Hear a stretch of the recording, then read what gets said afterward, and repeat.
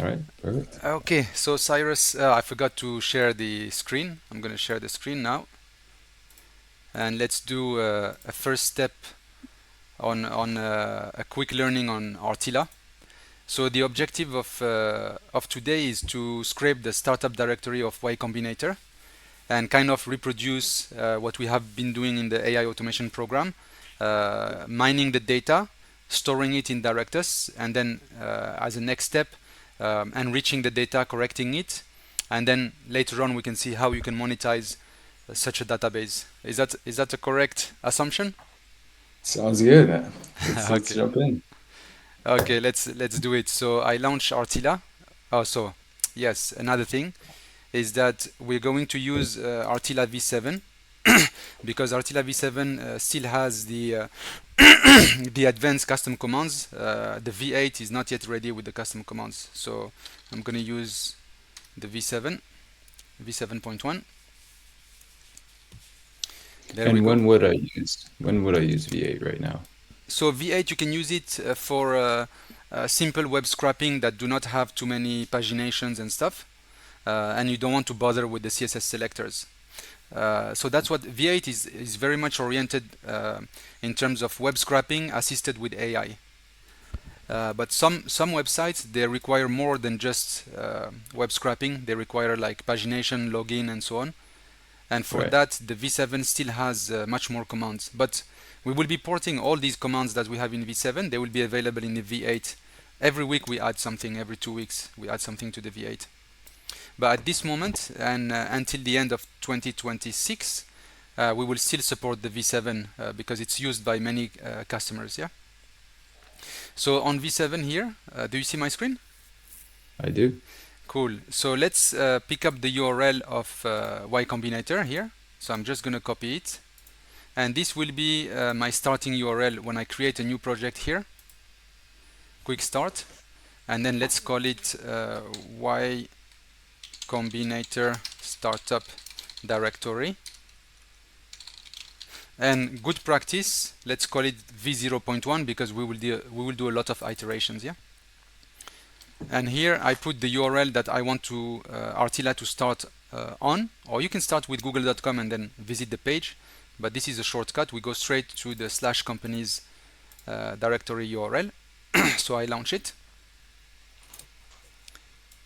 I'm gonna minimize our video here, and And here, this is yeah, you're doing this on Edge, right?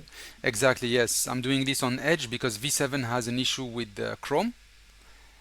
So this is using Edge indeed, Edge or Brave, but Edge works better. So then you click the icon that is, if you miss it, you can come back here and click the extension icon because RTILA is hosted within the browser in the side panel. And here you have two tabs in the side panel. You have the inspection mode. The inspection mode allows you to grab the data of a specific field, yeah. And then the automation mode will allow you to use different commands, like for example a wait command or anything. If I add it just to create the automation command here. So this is where we will do the actions, the click actions, the mouse actions, the keyboard actions. They will be all in the automation tabs. When it comes to capturing the data, and if you want it to be captured and saved into CSV, that's where we use the inspection side of this section, yeah, of this interface. But before we do that, we also need to adapt to where we're going to host the data, and I think you want to push this data to your Directus instance, right? Yeah. Do you have the logins for that? Yes, I do have, and also I can go to the URL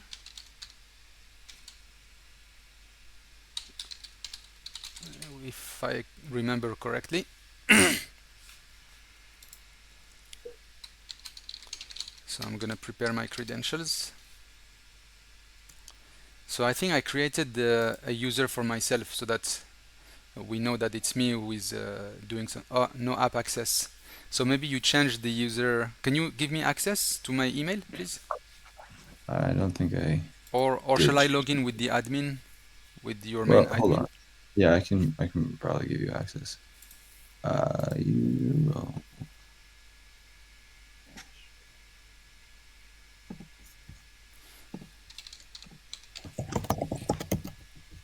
Yes, I don't have another access, so I will need that.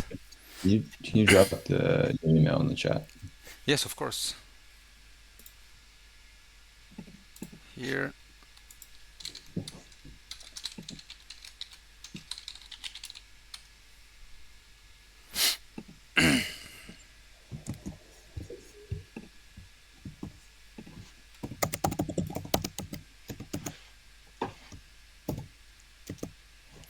If you can assign me, how you call it, admin policy and admin rights, so that we can use RTILA without any limitations.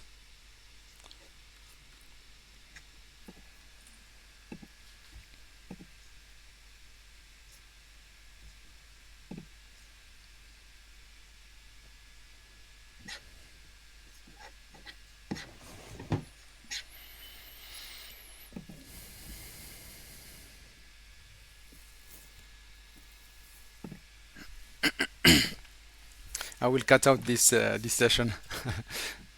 Yeah. Do you see me as a user, or maybe I don't even have? I should have a user because it says is Yeah. Yeah, no, I was adding you as a user and it said the email has to be unique. So then I was looking at it and you are a user, but you didn't yes, have a role assigned. So exactly. Yeah, I just I just assigned that. So now you should try it and yes, I'll try right um, now. although I can't see the password, so I don't know what your No, it's password good. is. Now I'm in. So Oh, yeah, perfect. I'm in. Okay. So now that we are connected to Directus, I can also explain we have a methodology or a framework on how do you scrape big websites, because for Y Combinators there are over 5,000 companies. So what happens is that when you do web scraping, when you scrape just like a single page or 10 pages or 100 pages, if for example there is 1% chances of something going wrong, you will not really notice it. But then 10,000 pages to scrape, even a 1% risk of error becomes 10 times. That means that your automation may stop 10 times. Yeah, and that mhm. becomes annoying. So, and this is kind of natural. The more you have pages to load, and the more you're prone to have a small connectivity error, overload of the RAM, overload of the CPU, or the website blocking something. So what we propose is that we use either a Google Sheet or a Directus instance to organize your scrapping. And this is why we create sources. And then once we create sources, we catch the paginations, and then we catch the single items URLs. And we do this preparation work before we scrape the actual data that we want, because we want the companies, organizations data and the people data. But before doing that, if you want to acquire the resume capacity, then you need to prepare this section here. Yeah. So let me do it the way that we do in the program. So I'm going to create a new source, and the source is called YCombinator. And what kind of source? It's a directory. So this helps us also to organize all our scrapping projects. And this is the source URL. Status is to do. I'm gonna work for it. How is the accessibility? It's public info. There is no logging wall, no paywall. So this way my team will know what's going on. How many total entries that we are looking at? It's 5,000 plus. Total total pages 5,000. And hourly threshold, this is also we do in case you don't want to go above the threshold of a given website. So for Y Combinator, I didn't see any threshold, so I think we can do 5,000 per hour. Um, and here we will have the link to the pagination and the single items, and then the people and the companies will come all in this part of the information. You can also assign a logo or a screenshot of the source. So I'm just gonna download the Y Combinator logo here, put it in my downloads folder. It's called download image. Okay, let's click and get this. Did it work? Yeah, that's the Y Combinator. So now I have Y Combinator as a source. So far, are we good? Yeah. Yes, and just for the style and ease of view, I'm gonna also display the screenshot thumbnail here. So this way I also have like a quick visual identification of my source. So I created my source that I want to scrape, and I have my basic data. For example, here I know how many URLs we have, total entries. We have 5,000. So I know that I have this objective for this source. Yeah. Now Hmm. the next step is, before you start scrapping, you need to observe the website. Because we're going to go through 5,000 companies and get their data, you need to study. The most important to study is the pagination. And you can see here, it says that showing 40 out of 1,000 plus. So let me, as a user, before automating, I scroll down, and then I notice here, you see here, there is what is called an unlimited scroll and display. You see, as I Hmm. scroll, it displays more data, and I scroll and I scroll, and so it's an infinite scroll. Yeah. So Hmm. this is the first challenge that we need to deal with. We would need to go all the way down, and let's see if I can reproduce it manually, because sometimes they will limit to 1,000. Even if you scroll down all the way down, they may not display the 5,000 companies. They may only display 1,000. So let's test to see how they have organized their directory. So this looks like I reached the bottom of it. I'm gonna move my recording menu here, and let's see now how many we have. Yeah, so that's what I was expecting. It will limit it to 1,000, which is a way to block scrapping. Yeah. Right. So Just to that make our lives hard. yeah, it's a smart way to limit you. You get 1,000, but that's it. Right. Meaning that I will not get the 5,000 using the scroll. So we have to find a different approach. Yeah. But Hmm. here I had all batches, which is 5,432. So by the way, 5,432, that should be my number. 5,432. 432, that's the actual right number. So now, just by observing, we need to break down into sub thousand categories without missing some companies. Yeah. So let's see all the options we have here. We can filter by batch, the fall of 2025, which is the recent batch. They only have 22, but you can see, but per batch they have between 90 and 100 and maybe 200, 250. You see. So, Hmm. but that will mean that I need to go through like all of the batches, yeah, one by one. And I know that every single batch, none of them will go over 1,000. Let's look at it. You see here, all the batches. There is not a single batch where they had more than 1,000 companies, which is good for us because we will not be limited by this maximum 1,000 display rule. So this is one way, which means that we should cycle through every batch, and there are 2 batches per year. There is another approach which is by category, but then you see the B2B category has more than 1,000, so I will be missing 1,700. Yeah. So Hmm. do you see the mental process that I'm going through Yeah. to Yeah. make sure that I can get everything? If I do by country, it's not good as well, because just US and Canada, I will get only 1,000 out of the 3,008, and the remote I will also only get a third of them. By company size, I don't know. By type of application, we are not getting the 5,000. So from this initial investigation, the only way to have systematically all the companies without going over 1,000 is to create a loop to go through every batch. Yeah. Hmm. So then I should, let's say, if I do fall 25, yeah, it will display. So I need to create a loop that will come, click this, then click this, and click. So basically, what we need to do is that we need to click one batch, and then before we go to the next batch, we need to unclick the former batch. You see what I mean in terms of click actions? Yeah.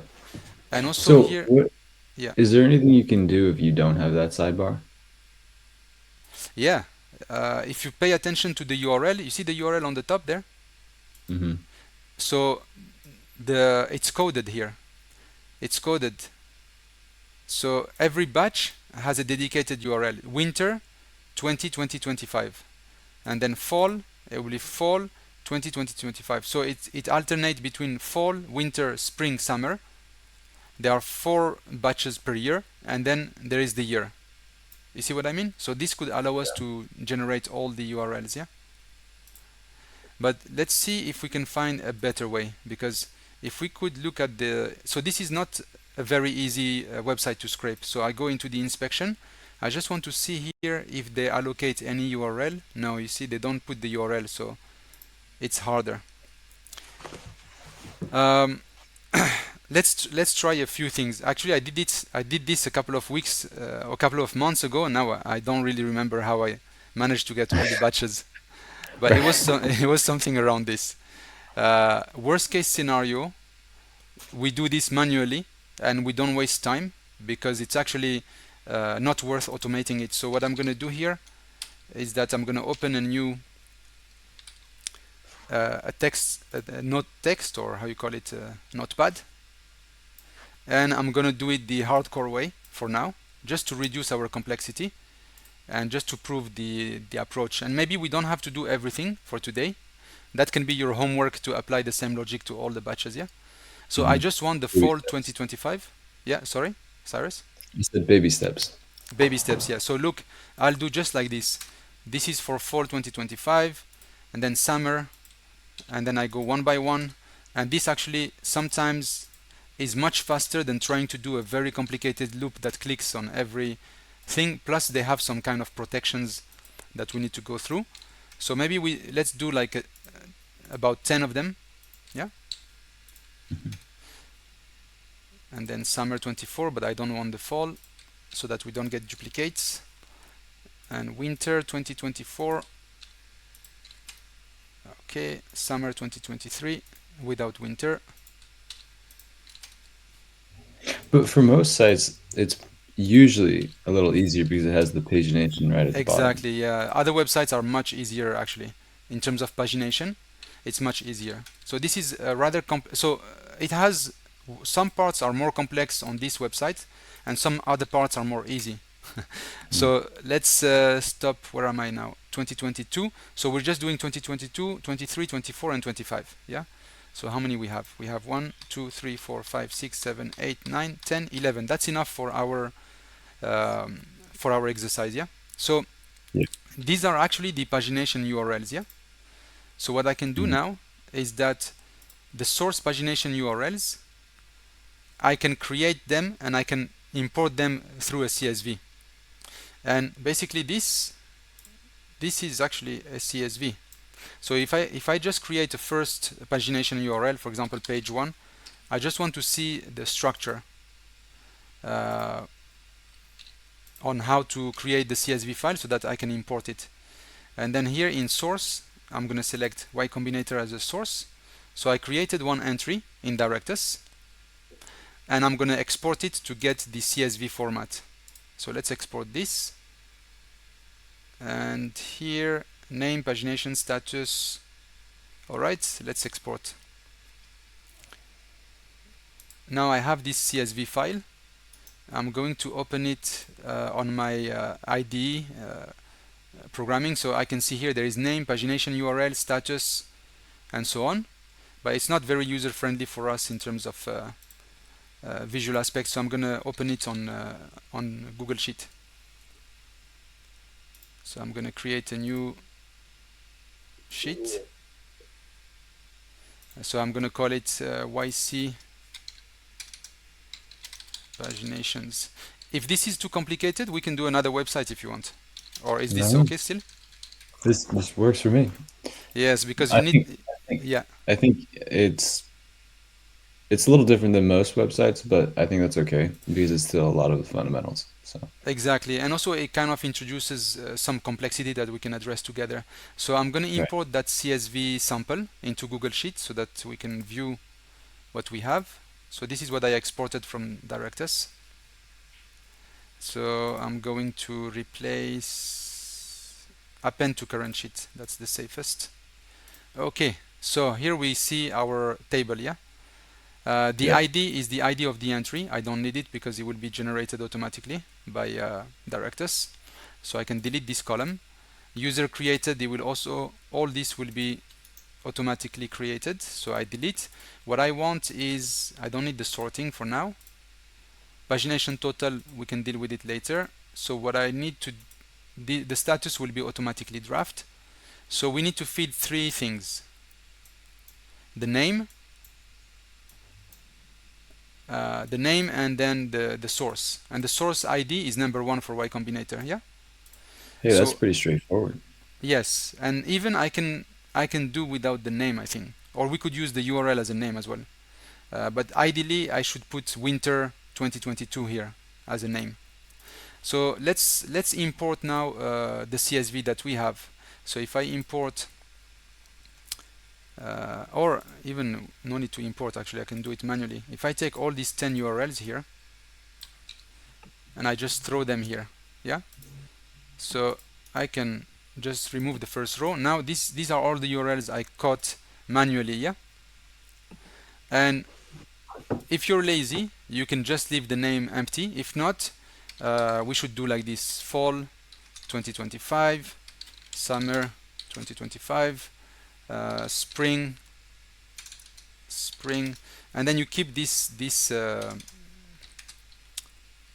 how you call it, this syntax. If So you want it, we're doing this manually, but you're saying that usually you just create a loop for this first step to that's get right. the Yeah, URLs. that's But right. YC was being kind of a pain about it. So I also want to highlight that sometimes what we are doing right now is taking, it looks like it's taking us a lot of time.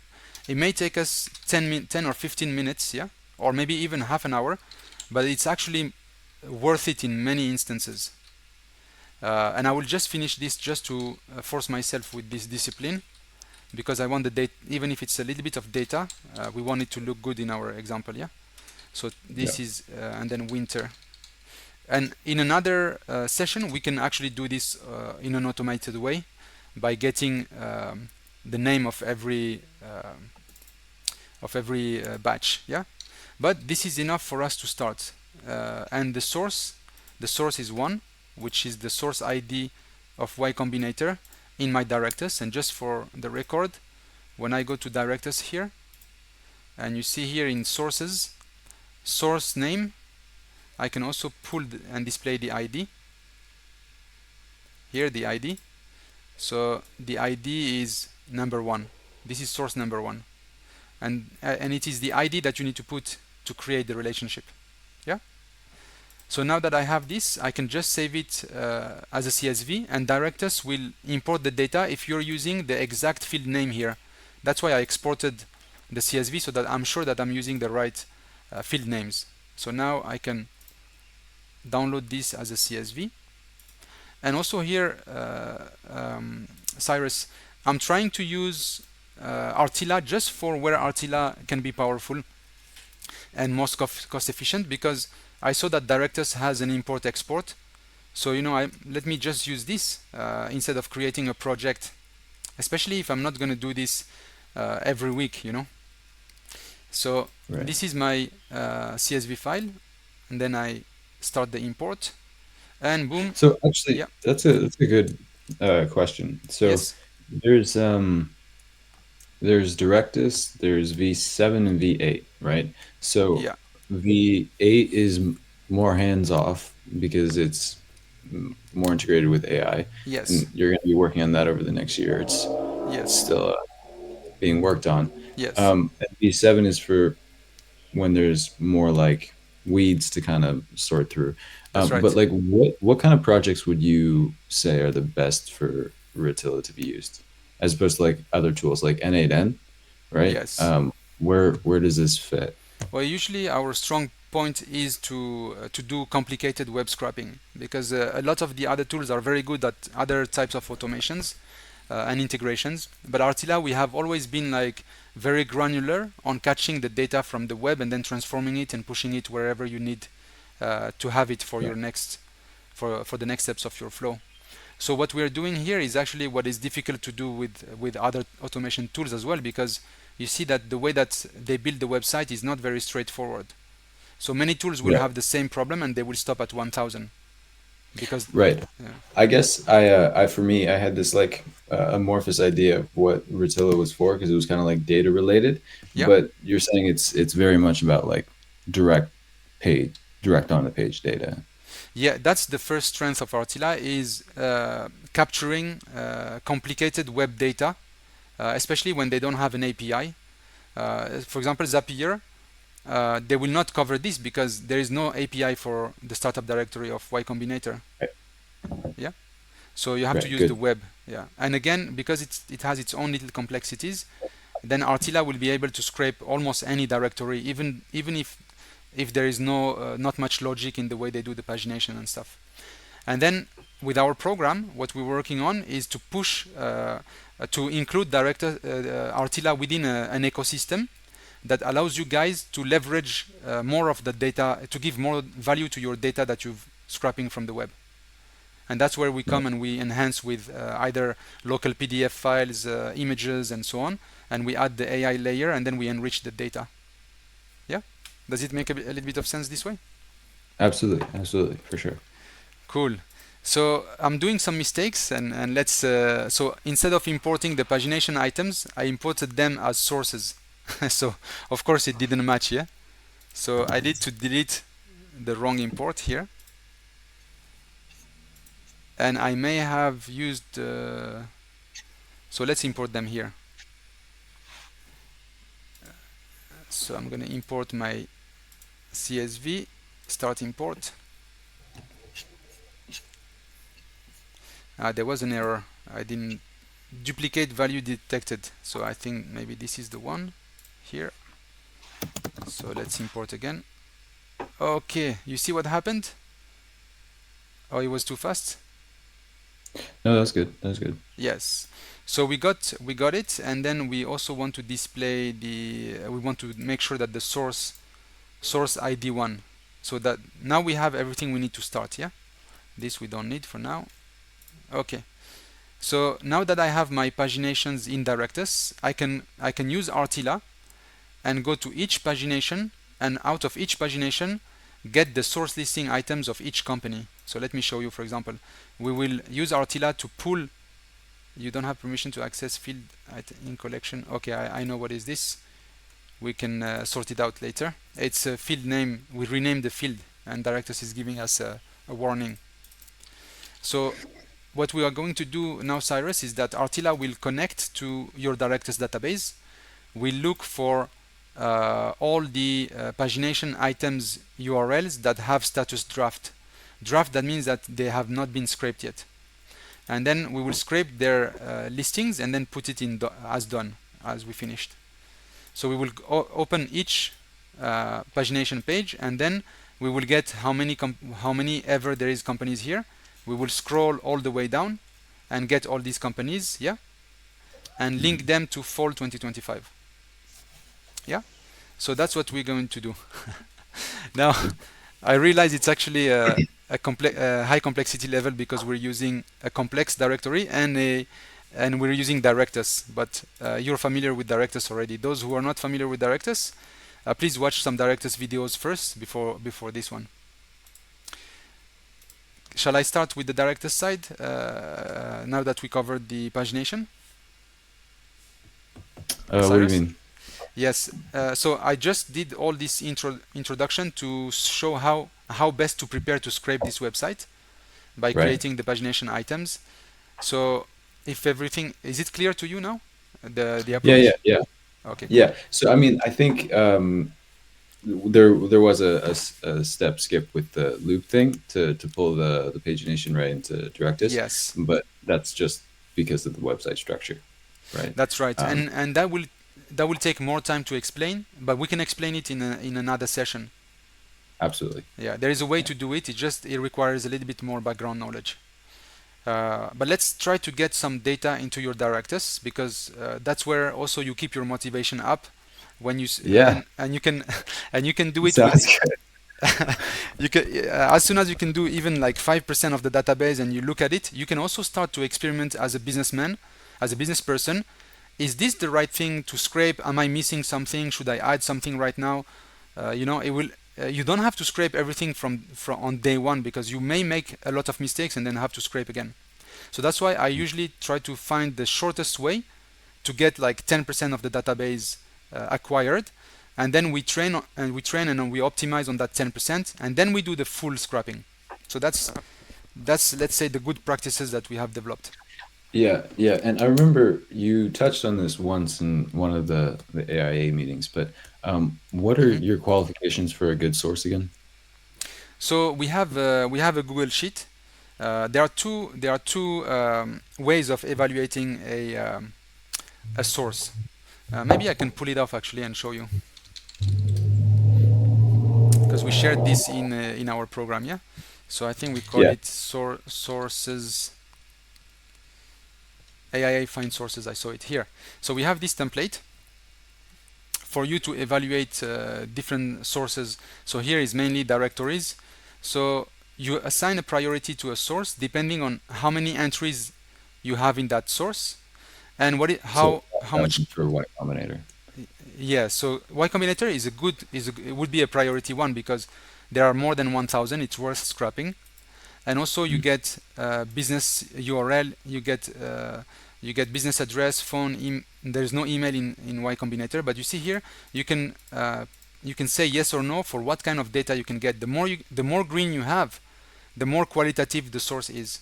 Because if on one directory you also have the people role, the people position, their social media, their email, and their phone number, then even if there are less than 1,000 or less than 2,000, because of the quality of the data that there is, then you can give it also priority number one, priority Right. level one. Yeah.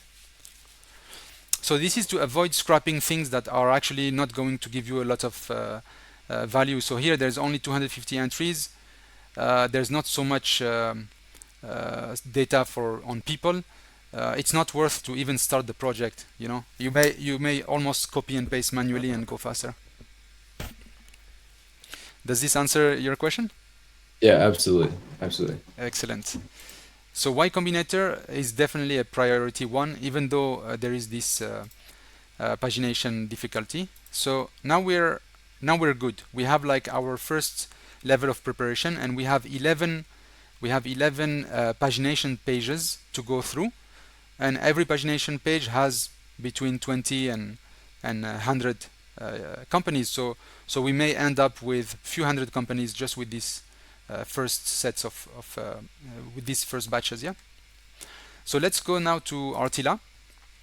And the first thing we need to do, because we are not scrapping directly from the directory right now, we are actually getting the data from Directus. So I'm going to add a new command, and I'm going to look for Directus, which is in the custom commands here. So you have to click on the custom tab, and then you use Directus API version 0.3, and we are improving this as we go.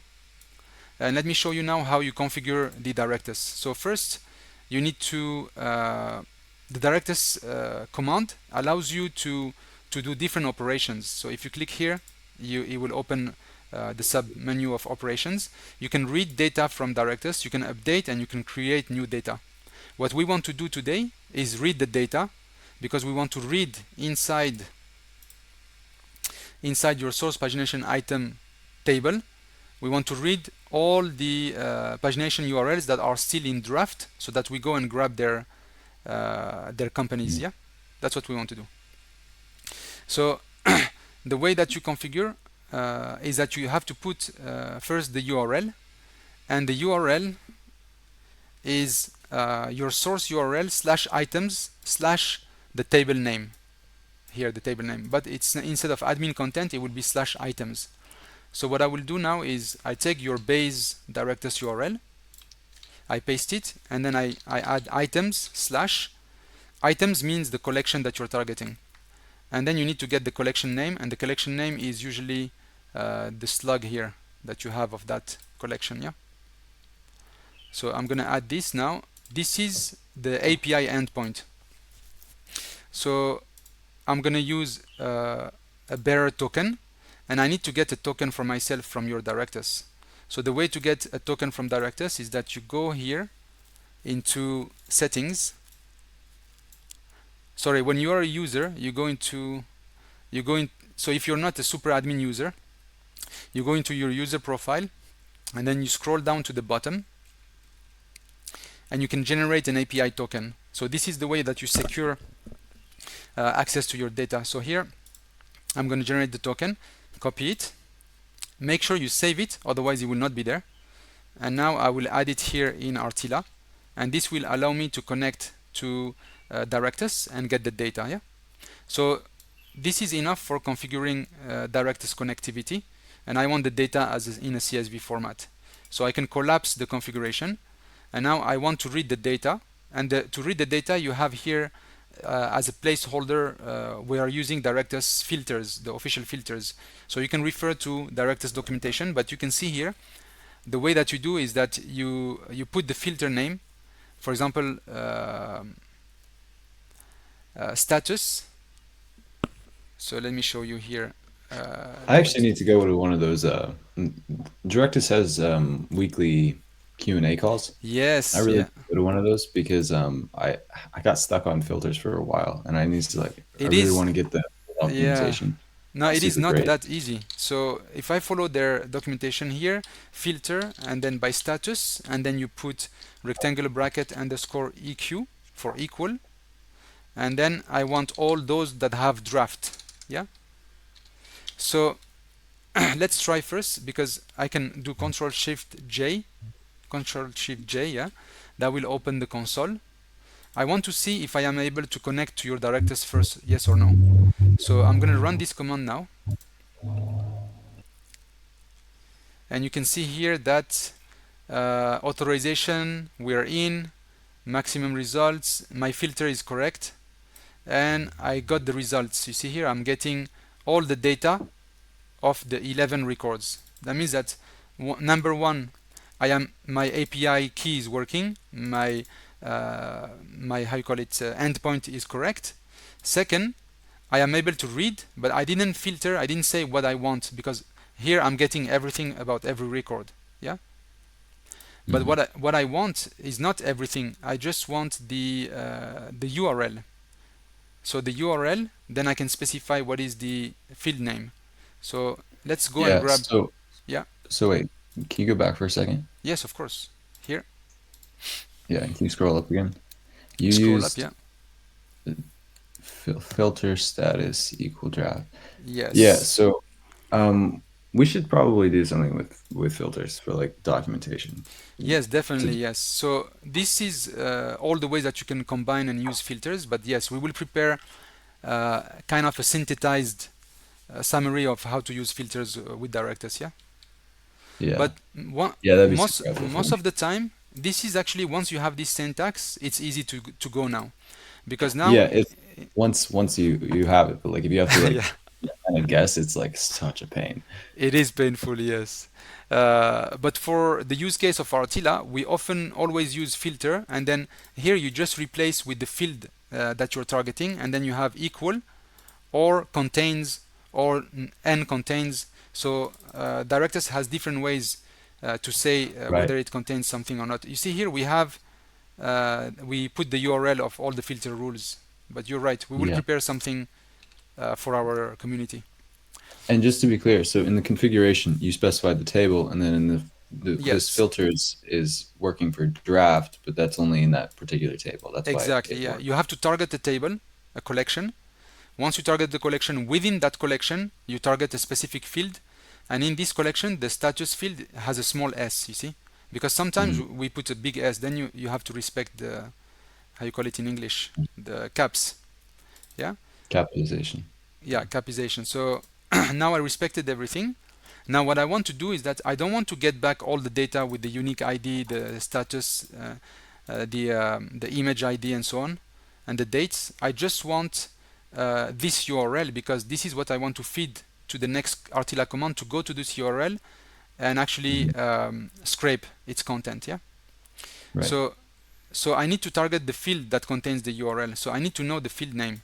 So that's where you go back to your settings here, data model, and you go to source pagination item. That's where we are reading data, and this is where the URL is. It's inside this field called pagination URL. So you see this pagination URL, I copy it, that's the field name, and I go back to RTILA and I say return these fields, and now I copy exactly the field that I want, and I only want this field.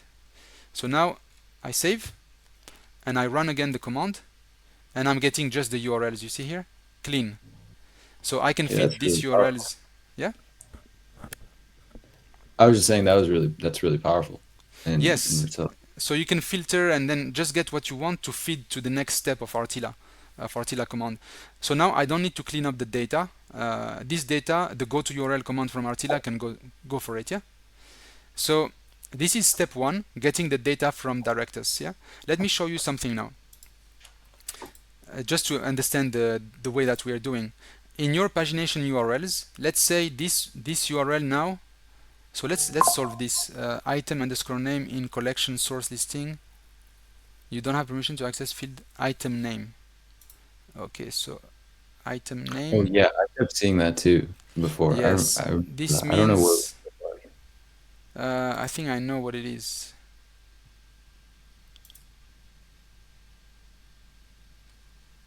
it was weird because it didn't seem to really restrict anything. No, it's a warning. This happens when you delete a field and it's still looking for it so directors they have their own cache. Let me try to reproduce this again. So you don't have permission to access field item name in source listing item. Source listing item, and the field name is called item underscore name. So source listing item. Okay. So in source listing item, oh, I know. So in source listing item, instead of name, it was actually using another field name. So let us recreate that missing field. I think we changed something from the original field name here. You see, it was called item underscore name. So let's recreate this. And now, But something's referencing it. sorry. But something's referencing item underscore Exactly, name instead of something the is referencing it. So let's keep it. Let's keep both for now, and this now will solve our problem. So if I go to source pagination and I click, we're good. Yeah. So this is name. peculiar to Directus when you change field names, but you have all data that reference that old field name. And I think you've Right. been experimenting, or I have been experimenting with your instance, and Yeah, we did I that. mean that was probably me at some point, but No worries. So this is how we solve it. We just recreate that field, and then we are good. So it is a good reminder though how like important the schema is to deal exactly. with first. And once you have a schema, like do not change again the field names. It's better to add a new field name and keep the old field name so that you don't mess up the old data sets. So it Yeah. forces you to have a good practice with your data actually. These rules that directors have. Yeah. I wanted to show you something. You see, we have 11 URLs, but let's say now this one is done. So I updated status to done, yeah. So they're all draft, and the last one is done. Now we only have 10. So if I Hmm. go back to RTILA, it was pulling 11 records that are draft. If I now run Hmm. the command, I will only get the 10 records remaining. And this is exactly how we deal with complex and long scrapping projects, is that we avoid rescrapping and rescrapping, because even if the project failed but it scraped 100 pages, all those 100 pages we updated the status and we know that we got their data. So this gets a lot of frustration for people who are scrapping more than 1,000 rows of data set. You need this kind of organization, and that's why we invested a lot of time in our program to use Directus. But you can use also Google Sheet or any other form of database. But you got the point, yeah? Yeah. This will allow us to go through all of them. So I'm going to mark it again as draft. It was just for the example. Okay, good. So next step now. Now we know that we are getting in a CSV format, one per line. We're getting all the batch, which is the pagination URLs. So this command name will now hold as a value the 11 URLs. So let's do it again. Now there are 11 URLs. So I'm going to copy this variable name and I'm going to use it in my next command. Yeah. So let me show you now. I'm going to feed it to a list command, and I will explain why we need a list command. This is one of the most important commands, Cyrus, in RTILA, especially when you deal with a lot of data. And it's also we need more documentation about it. Yeah. But the list command is a loop that you can configure manually or import from a file, and it's a loop that will go through the data you have one line at a time. But right now, I'm not going to copy manually here these 10 URLs. I'm going to use our syntax, which is curly bracket. I paste So sorry, I should not paste item name. I want to paste. Oh, is it item name? Oh You yeah, changed it from I made a Directus. mistake. I changed it. It was Directus, so instead of copy, I did paste. Let's do it again. So I'm gonna copy this. This is the command name, and I'm gonna call its value inside our syntax curly bracket. So now what this will essentially do is that RTILA will see the curly brackets, and then we'll look at what is the variable name, and then we'll pull the current value contained in Directus API v03, which is the 11 URLs, and it will put the 11 URLs one per line. Yeah. So essentially, it will actually reproduce. Let me show you a better way to do this. It will actually reproduce once this is expressed by RTILA. It will dynamically be changed to this. So now the list will go through these 11 URLs as a loop. Yeah. It will be replaced by RTILA. Does it make sense so far here? Yeah, can you run that one more time? Yes. So when we run this command, the Directus command, the Directus command is acquiring 11 rows of data, with Yeah, each row has one of our pagination URLs. right. Now, this 11 rows of data is exactly the same as what I would have in a text file like this. Exactly the same. Hmm. One URL per line. So now this variable, this RTILA variable called Directus API v03, has in its memory 11 URLs, one per line. Yeah? Right. It's in there, in the memory of RTILA and the browser.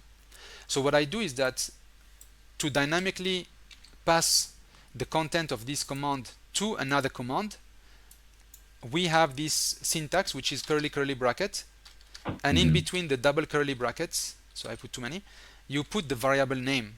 And this is a substitution rule. Whatever is in between double curly brackets is a variable name, and then RTILA will substitute the variable name with the variable content. And the variable content is the 11 URL, one per line. Right. So is there any, there's no limits on how many variables you can use? No, you can have 2,000 in there, you can have 10,000 URLs. Whatever your command or your variable acquired earlier will be transferred here. Yeah. So Okay, it's a good. good question, Cyrus.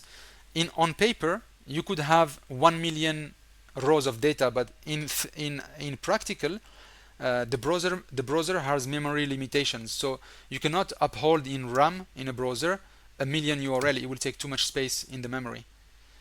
So usually you do it by 1,000 or 2,000, and if it's more than 2,000, yeah, Hmm. then better you import from a file, and then you can have files with 5,000, 10,000, 100,000 URLs, because file doesn't occupy the memory of the browser, so you will not get the critical error of full RAM memory. Yeah, but I for see. the Yeah, ease, yeah, that's a good note. yes.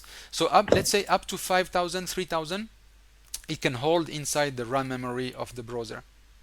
But beyond 5,000, it's better to pull from a file. Or you see here in Directus, I can limit how many URLs I get. So minus one means all the results. But I can say, look, I don't want all the results. I just want the next 10. And I do loop of 10. So you see now, or let's say now, I want 7. I do 7 at a time. So when I do now 7 and I run it, Directus will return me only 7 records. So you can also manage your threshold of data from the command that actually acquires the data, and then you just do more cycles of it. So this way, When you pull seven though, it's not random, right? It just pulls the first seven. the first 7 by date, yeah. So it takes the first Yeah, 7 who were created first, and then once we deal with them, there are no more draft. It will get the next 7 draft, until everything is finished. makes sense. So to go to that point, that means that I could create a loop, yeah. I could Hmm. create a loop, and let's do an infinite loop for now. That infinitely, it will get 7 records, feed them to the list, scrap the data, come back, get the next 7 records, feed them to the list, scrap the data, come back, and do 7 by 7, yeah, or 10 by 10. This is just for our learning. I'm going to do 10 by 10 because that's good enough for us. So let's continue. I will remove the loop for now because the loop will introduce another knowledge we will cover, because you need to know how to break the loop, and we have that in our course with Middlesex University. We covered it, so we will link to how to create a loop and how to break a loop. We will link to another video to understand this part. So let's do our one-time scrapping with 10 URLs. Yeah. So now you got it. The variable name will have the 10 URLs. The 10 URLs are transferred through this syntax of substitution. Yeah. And now what is important, Cyrus, is that the list is now our loop. It's going to loop through all the URLs one by one. So inside the list, I need to put my go to URL. So go to URL is a command. So I go to here, new command. I look for go to URL. I add the command. But if I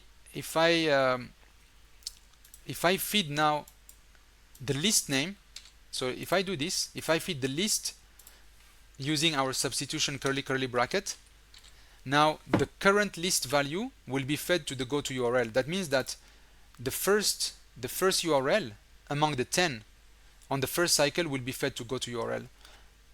Yeah. So, but if I run this now, it will only run one time because I haven't nested the go to URL inside the list. And this is very important, the concept of nesting, because the list is a loop. For the commands to express within that loop, you need to nest them inside the list. So now it will do go to URL. The current URL that is coming from the list will be the first one, winter 2022. On the second cycle, it will load summer 2022. On the third cycle, and So so with on. nesting, you don't have to like necessarily put an actual command for loop. Exactly, Maybe. yes. So the loop is already created by the list, and every row of data is a cycle in the loop. So we will have 10 URLs, therefore this will run 10 times, yeah? And on every run, it will serve the current row. First row, second turn, it will feed the second URL and so on, yeah? So these are the two concepts that are very important, a loop and nesting. So let's experience this. What we will do now is that we just do this, and then inside the go to URL, I'm going to add a waiting time so that we can see the URL actually being displayed. So let's wait just 5 seconds. So you see now this is the, how you say in English, indented, indented. There's like a décalage in French. There's like an indentation. So this is a good practice because it shows me the depth of my flow. So I have my first loop, and in this loop, I go to the URL and I will load the current list URL. And then for every URL I load, I'm going to wait 5 seconds. That's what it means here. Once I finish waiting the 5 seconds, I go back to the list. We get the second row. The second row URL is fed to go to URL. And for that second row URL, we wait another 5 seconds, and so on and so forth. Yeah. So let's review this, you and me. So here I have a waiting time of 3 seconds. Okay, we can keep it, no problem. So we launch the project. It will wait 3 seconds. It will launch the Directus command, which will get us the 10 URLs. Then the 10 URLs are fed into the list using the variable name inside our syntax, curly bracket. This is the same syntax used by MailChimp. You know when you want to say dear first name in MailChimp? So you're using the same. It's like curly bracket, and then first name is the variable name. Right. Yeah? So we're using the same syntax. So now I'm feeding the results I get from Directus into the list, and then I'm feeding the list value to the go to URL, and now I'm cascading my data. Each command is getting the data that it's supposed to deal with at the right time. Yeah. So let's run this as a first step, and this is already an automation actually. Yeah, it's going to paginate through the 10 URLs. So let's launch it, and also I'm going to open the Control Shift J so that we can see what is happening on the side. So you're going to see here we're going to get the data from Directus. So now we're waiting 3 seconds. Oh, you see the 10 URLs from Directus. Now they're fed to the list. Now this is going to winter 2022, you see? Winter 2022. It's going to wait 5 seconds, and then it's going to go to the next batch. You see now it's summer 2022. and then it's going to wait 5 seconds, and then go to the next batch. So we have essentially created our pagination loop. This is now winter 2023, and then it will Yeah. do, and so on. Yeah. So let's wait just two of them to see that we get to the year 2022. This is summer 2023.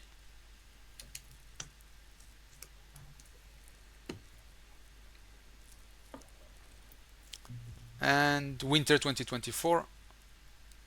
So I think it's going through the cycle, you see, Yeah. winter 2024. So our loop is working, and is working dynamically by pulling the data from Directus, and it's only pulling the URLs that have not been dealt with, which are the URLs that are status draft. Yeah. So Yeah.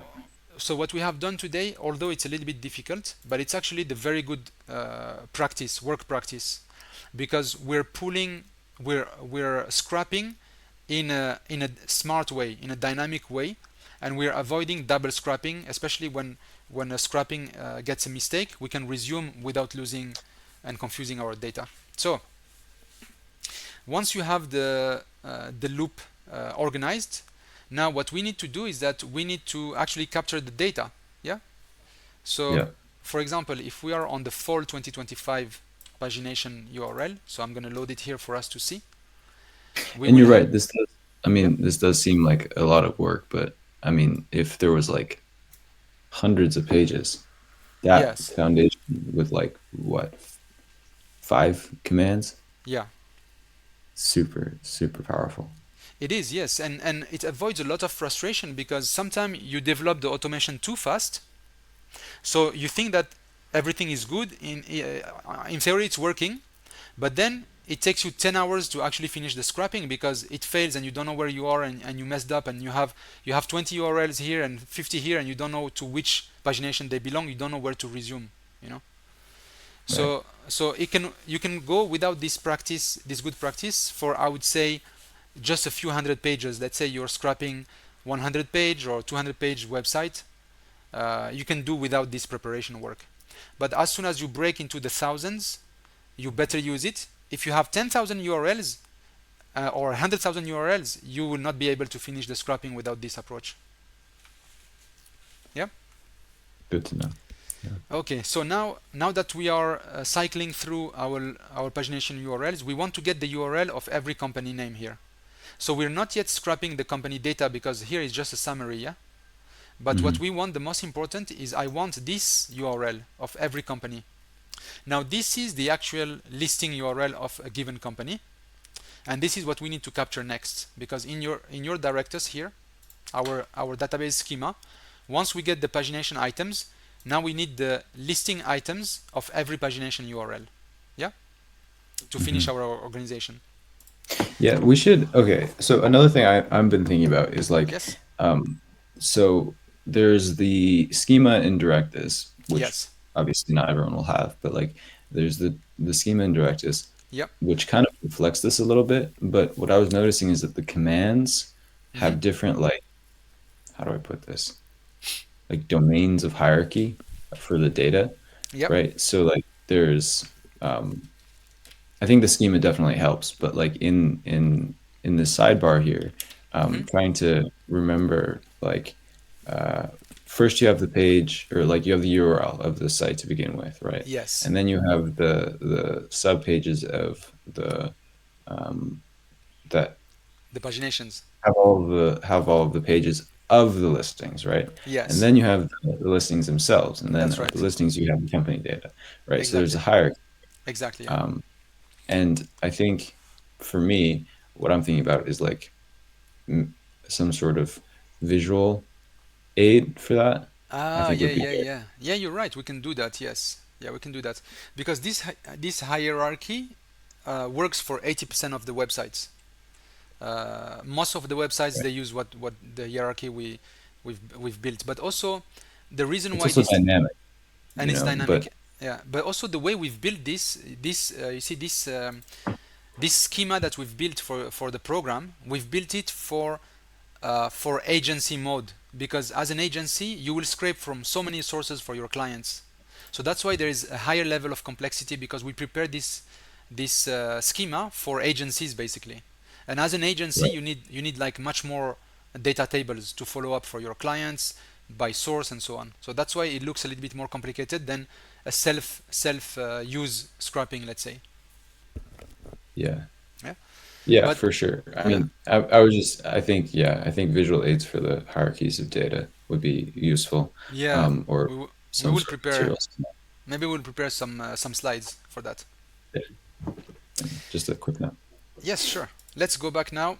Now we want to grab all the URLs that appear for fall 2025 or whichever URL we've loaded. So we only need to do one thing here. Uh, so no, sorry. Now what we need to do is, let me think.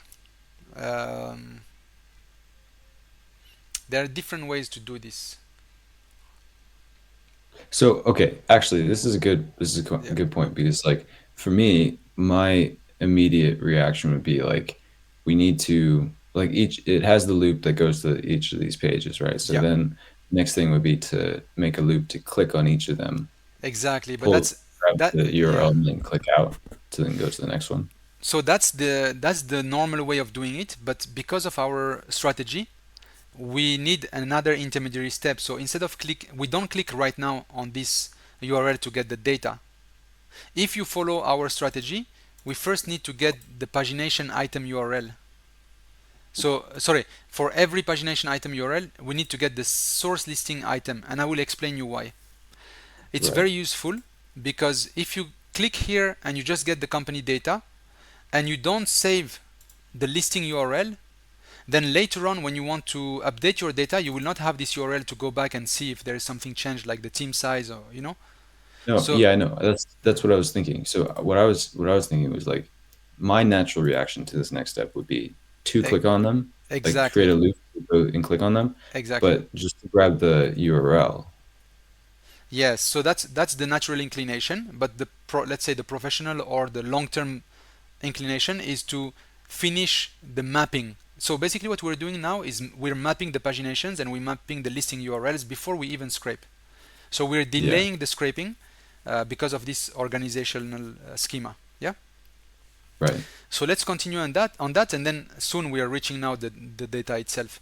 But what we want to do, yeah, what we want to do is to grab the company listing URL.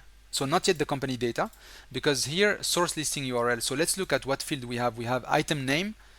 Now we have two. We have item name and name, and then we Right. have source item URL. This is exactly what I want to catch here, the listing of that company in that directory, and then we want to link to the source, which is YCombinator, and then later on we would relate an organization data to this listing URL.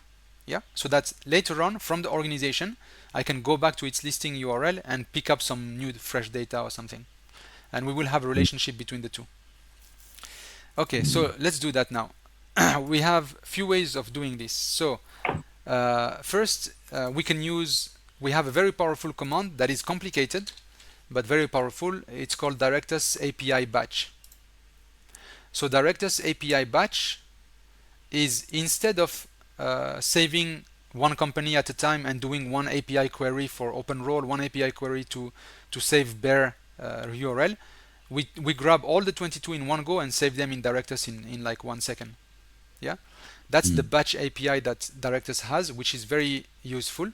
So let's try to make it work. So first we need the endpoint, and the endpoint is, you know what I was telling you, it's slash items. So your Directus URL slash items slash the collection name. Now the collection name that we're working on is source listing item here, source listing item. So I'm going to talk to this table. Yeah, I'm going to talk to this table, source listing item.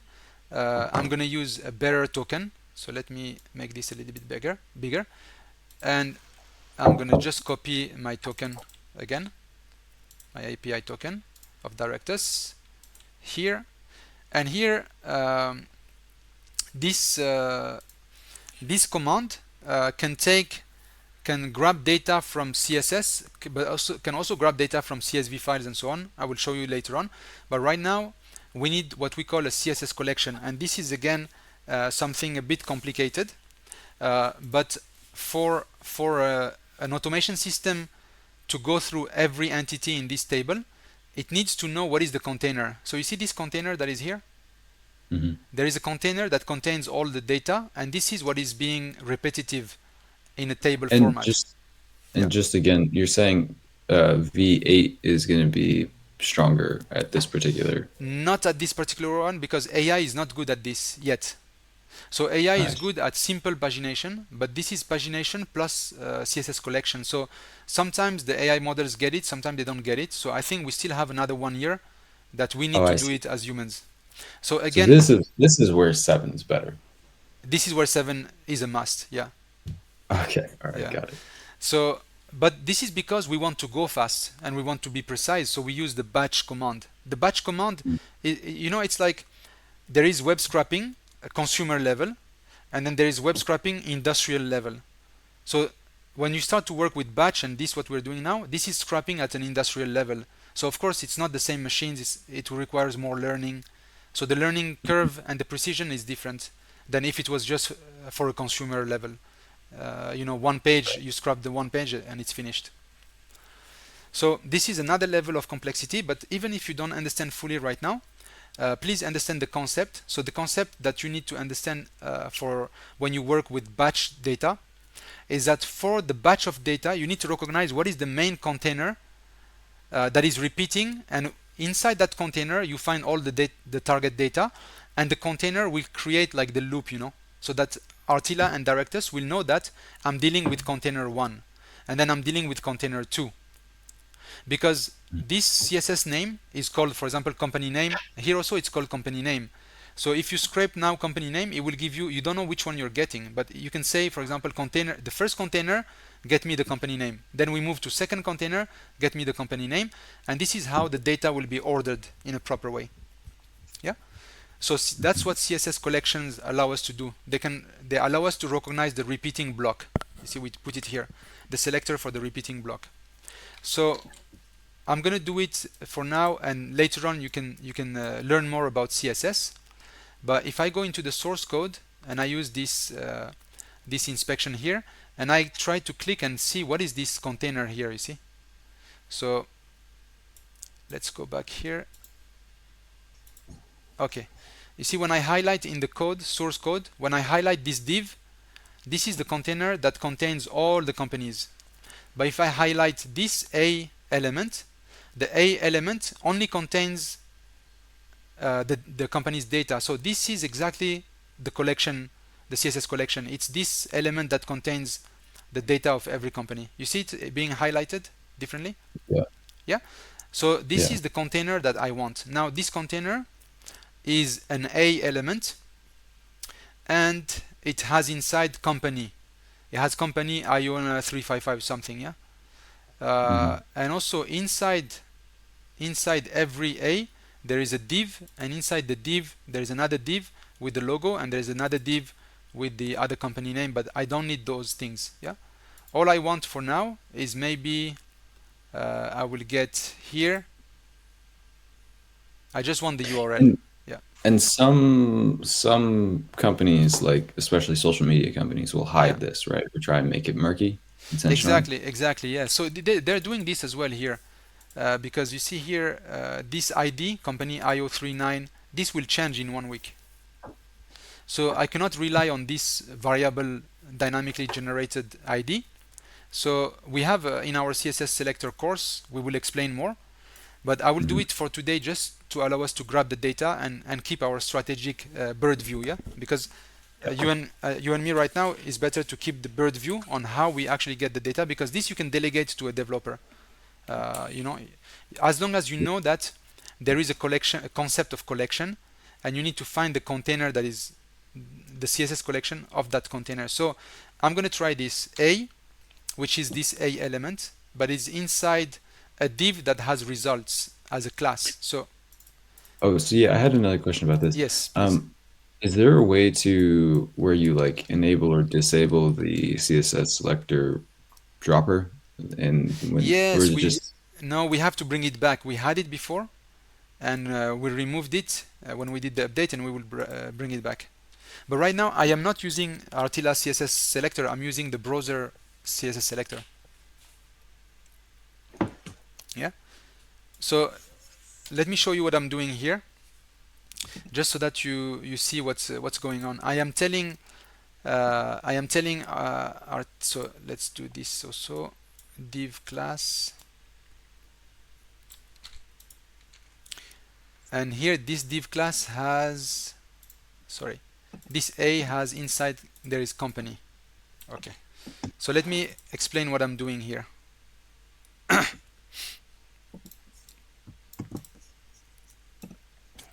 Okay.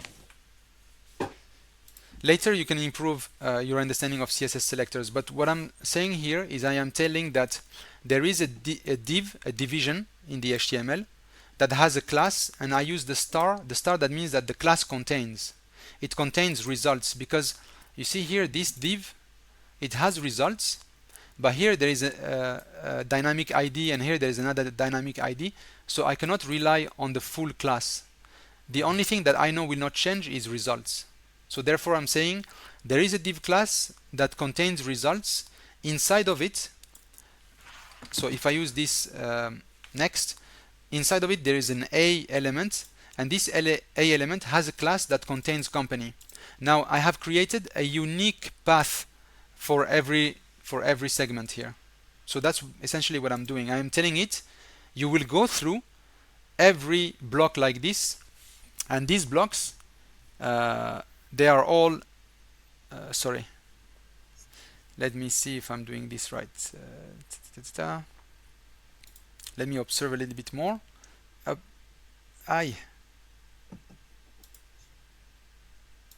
Let's see if there is another place where we have the URL. We have the company name here. So it's called co-name. So it's always good to observe everything here. This is the fall, and this is the category. Okay. So it's even more complex than I expected. Okay, so let's try this. So also you have so let's say now we're going to test if the CSS collection is working, but we have identified the segment or the container. Now, is there a header row? There is no header row because the first company we want it. So sometimes you have, like in a table, you will have title and so on, and in that case you will say yes, skip header row, but there is no header row. And then for now, let's not deal with duplicates, we can deal with it later. What I want to test is that I want to see if what I have done first now, which is the collection, if it's working. And again, this is actually very complex, high complex, this website, more than what I remembered. Okay, let's try this first. See if I am able to field definitions, item name. So I'm gonna try something here. Sorry, I'm gonna do it and then explain to you. Yeah. Mm-hmm. So this is source item URL. That's what I want to save now. Source item URL. So I'm gonna say here, I want to write into Directus, into an input kind of field, the how you call it, the field that I want to fill up is called source item URL, and then I use a pipe to separate with the value, and the value actually come from the CSS selector, and we have here the examples. So then you can put the CSS selector and then pipe the target attribute. So in our case, the element we're targeting is the A record, and then I want the href. So I will explain more, but I want to see first if I'm able to get this or not. Let's see. So it said it's inserted 22 items in Directus. You see here at the bottom? So let's double check if that worked, and then I will explain more. So if we go back to our database, and you see here, I got all the 22 companies saved in Directus. You see there are 22 of them, and we have their URL. So it's not the complete URL, but we know that in front of it it's ycombinator.com/companies. Yeah. So Uh-huh. I'm gonna do one more thing. I'm gonna capture the item name, and I'm gonna remove this. So let's clean up a bit your database schema to avoid confusion, because we're using item name. And you're the CSS course you were talking about. That's the school one. That's the one you meant, right? Exactly, One. exactly, yes, exactly. So I'm hiding the field that we don't want to see. Okay, so I'm able now to capture the URL. What I want to capture is the company name, just to make it more user friendly. So if I go back now to RTILA and I go back to the inspection of the browser and I go back inside an element, you see here there is a span that has a class that contains co-name. You see here co-name? That will not change because this means company name. This will change. So Mm-hmm. now what I'm going to do is that I'm going to target this element as an input as well. So it's input, and then it's called item underscore name. Yeah. So Mm-hmm. that's the field name, item underscore name, and then pipe, and I want to target the span that has a class, and then with the star it means contains, and then I remove everything that I know will be variable. So I'm targeting this substring of the class. So now I will get the company name, and it should be saved into Directus. So what I'm going to do is I'm going to go back and delete our 22 just to avoid the duplicates, and then later on we work on the duplicates. So let's do it again now. Now we want to get company URL and company name and save both at the same time. Both fields for all 22 companies. So I run the command, and I think it did the job. So if I go back to source listing And items, oh and by the way, yeah, in case I have a question on the syntax, right? yeah, There's a if I remember right, yeah. you guys trained an AI on the documentation, right? Oh yes, yes, but we need to revamp it, and then indeed yes, you will be able to do that. So I'm Yeah, having a problem that could be. here. So we still have name and item name. It's not saving item underscore name. So I may have done an error. So I'm gonna copy it. I'm do a copy paste because we're saying input. Oh yeah, you see here I write intem. Ah, that's my dyslexia. So I'm gonna paste it. No mistakes. I go back and delete. Okay, let's delete this 22. Oh, Mog. Mog is calling. Okay, let's delete this 22. I will reply to Mog. All right, I do it again, I need Cyrus. I need to talk to Mog. Yes, he's such a nice We were guy. never able to set up a meeting. We He like kept he being was so also busy. very busy. Yeah, no, I think now is a Yeah. good time. Okay, so let's run this command now. Again, we wrote 22. You see how fast it was, by the way? 22 items that go directly into your database without CSV files and stuff.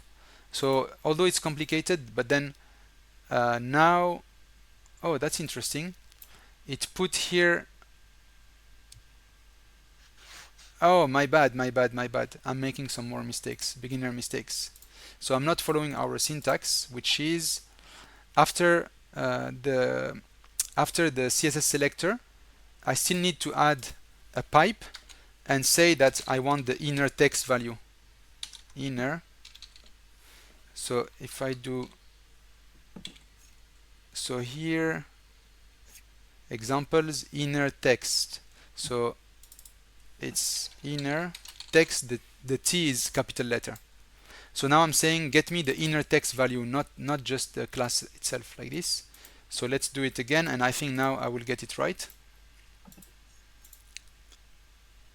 Yeah, I already deleted them. Let's now go through again. Okay, 22 item inserted, and let's look at our source listing items. Ah, finally, you see now we have company name, company URL from the pagination item. Yeah. Now there are few things we can do. Let's see if we have time. Do we still have a bit of time? 5:30. We started. How long? When did we start, Cyrus? I think around 8:15, So now is what 8:10 time maybe. for you? I have time. It's 9:30, so I'm good. But Okay, um, let's do another 15 minutes, and then we can do a pause and resume next week. Yeah. yeah, and I think there's been enough. I'll have some Yes, but some homework. I want you to get at least the company data. So, so let's say this is enough for now. We actually could do more, but now we have enough. So what we can do at the moment is that we can run the loop. Let's complete this loop. So we're getting Directus API, which means that for every pagination URL, we're getting the whatever number of companies, we're getting their listing URLs. Yeah. Hmm. So I'm going to delete this and we run this first level of our automation. So now we run it and we should get a few hundred of them. And also because now I saw it was pretty fast, I'm going to remove the waiting time. So Directus gets us the URLs, then we go to the URL. I think now we don't need to wait. As soon as the URL displays, we grab their companies. Now please observe at which speed it's going to go now that we have the right organization. If I run this, we have 11 pagination URLs coming from, we have 10 pagination URLs coming from Directus. Yeah, there they are, 10. And now it's going to go through the 10. Do you see it refreshing? Winter, Yeah, yeah, it did the first one, second one, okay, third one, winter. And now I'm hands off. I'm not touching the screen. I'm not touching my computer, so let's put the video here, hands off.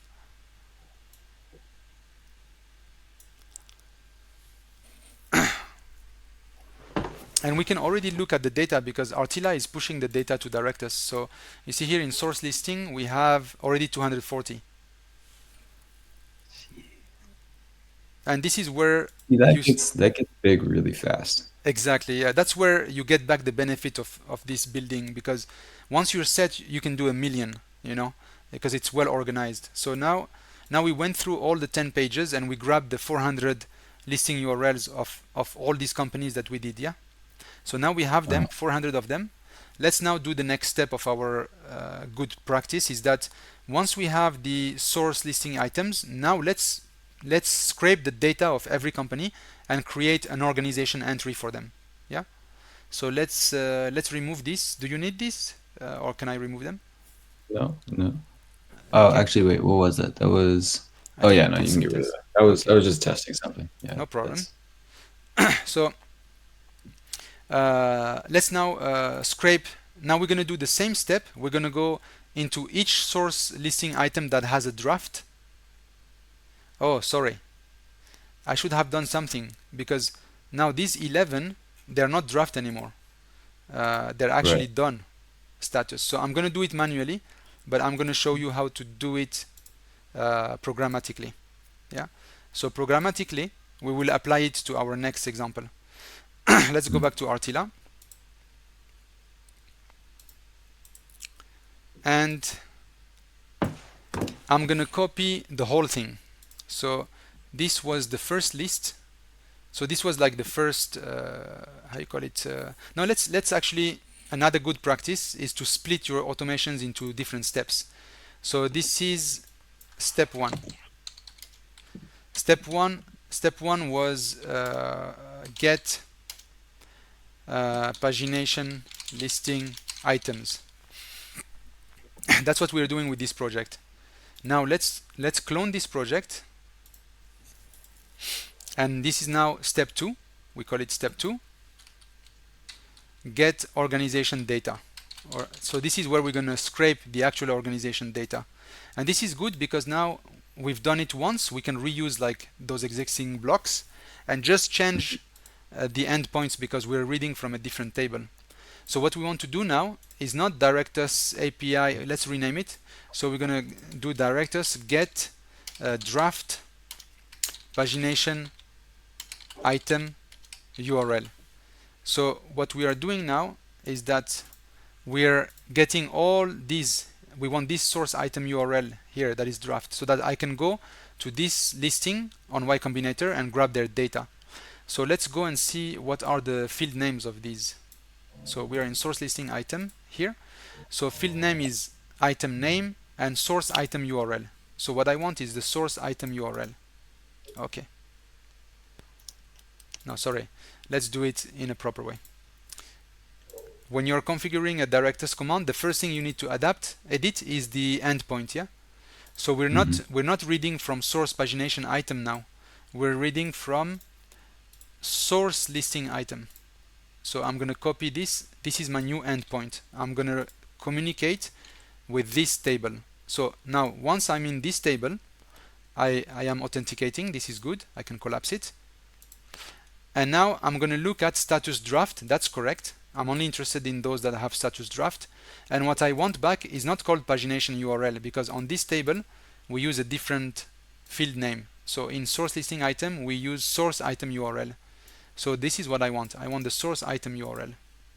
Now here I just replace with source item URL, and this is going to get me the first 10, because we want 10, the first 10 that are draft from the table source listing items. That's what it's going to get me. So let's test this. And there's like 400 in there right now, right? Exactly. We could get the whole 400, or if I put -1, -1 means gets all results. So let's put -1 and look at the results. Yeah. So here, and let's run this command. You see, we get the 400 in like less than a second. You saw how fast it was. Yeah. So this is the power of working with Directus, because if we had to do this with Google Sheet, it will take like a couple of seconds, sometimes 20 seconds or more. But this is like almost instant. So now I'm getting all these, and of course this is not the complete URL, but I can complete it inside my go to URL. So using the same concept, now I'm going to feed this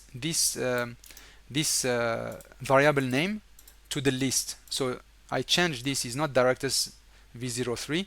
I gave it a new name. So now this will contain the 400 sub URLs, yeah? And then the go to URL will go to each URL, but the URL is not complete. I can add YCombinator in front, which is, I just need to add this. This is what is missing. So I say go to URL. This is static, HTTPS YCombinator, and then I think there is already the slash companies, so I don't need the slash at the end here. So it will be ycombinator.com and then slash that company thing, and now these together will create the correct URL. Yeah. So let's test this. Let's test this and see if we can navigate. So I don't need this command now, and let's just wait 5 seconds. We wait 5 seconds to see if we are indeed cycling through the listing URLs of every company. So let's run this second step. Let's go.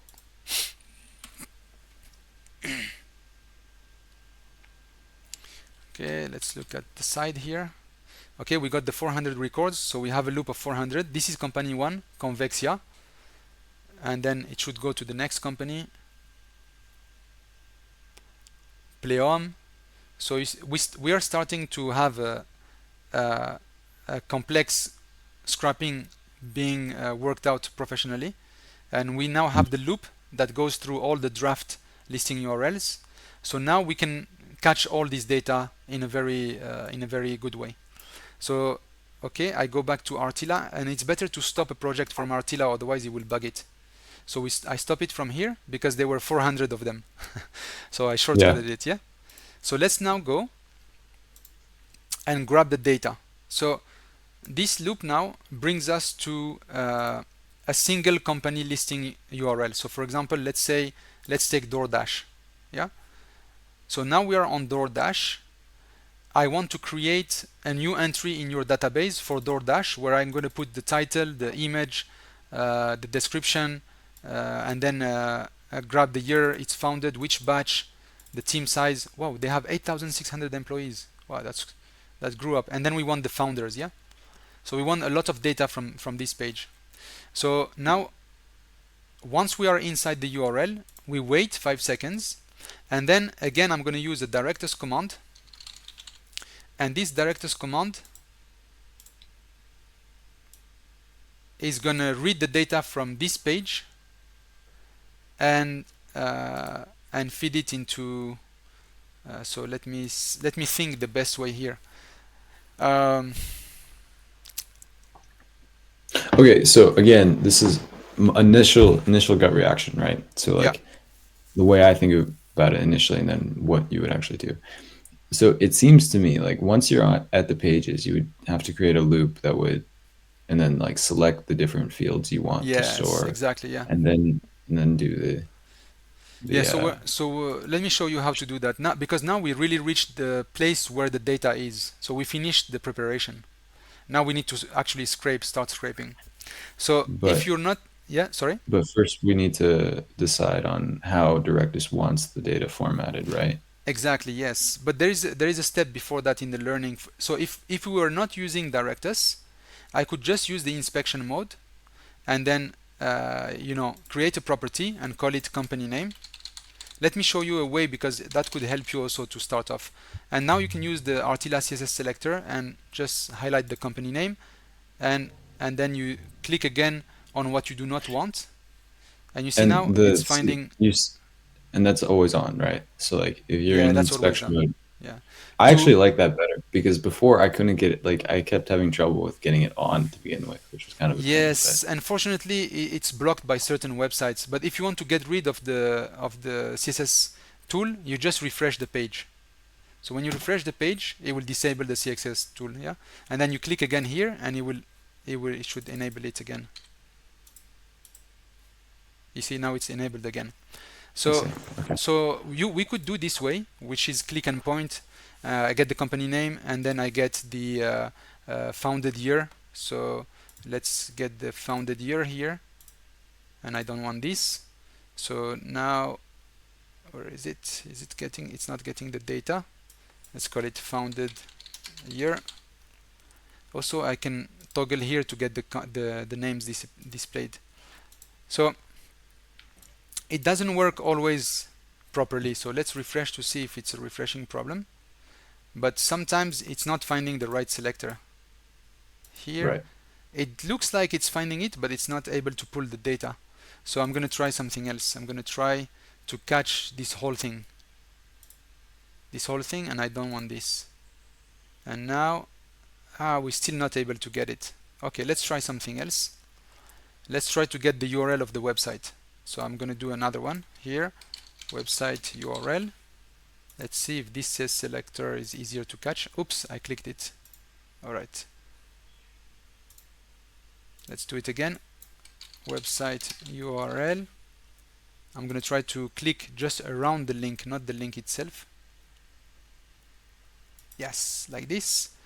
So it's not catching it. I'm going to try another box, like this box. It's clicking the whole. So again, this is not the easy Website. inspection is not working very well.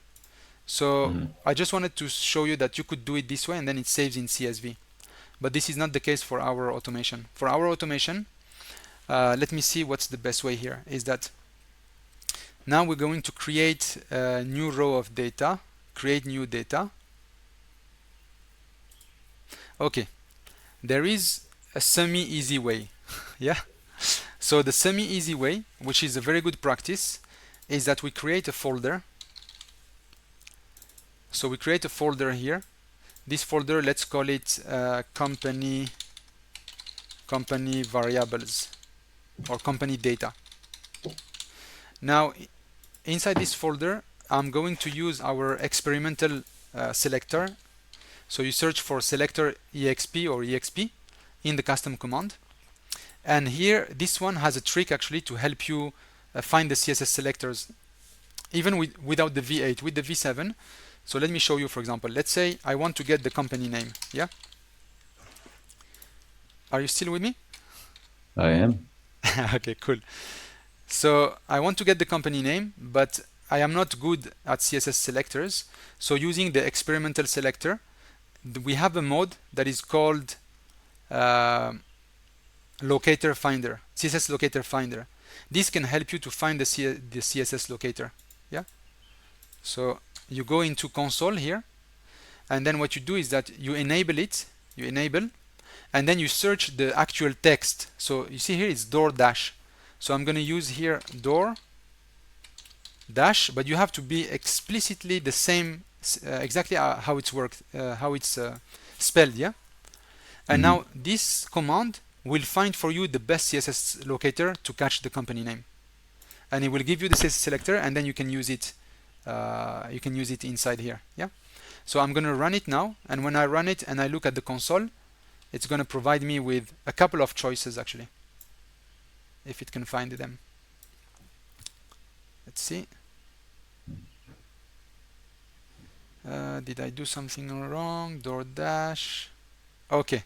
So you saw it took a couple of seconds. It's because it went through the whole HTML and it analyzed the whole HTML. And you see here it tells you there are 7 matches, exact matches, but only 3 of them are unique. And you want to have the unique one.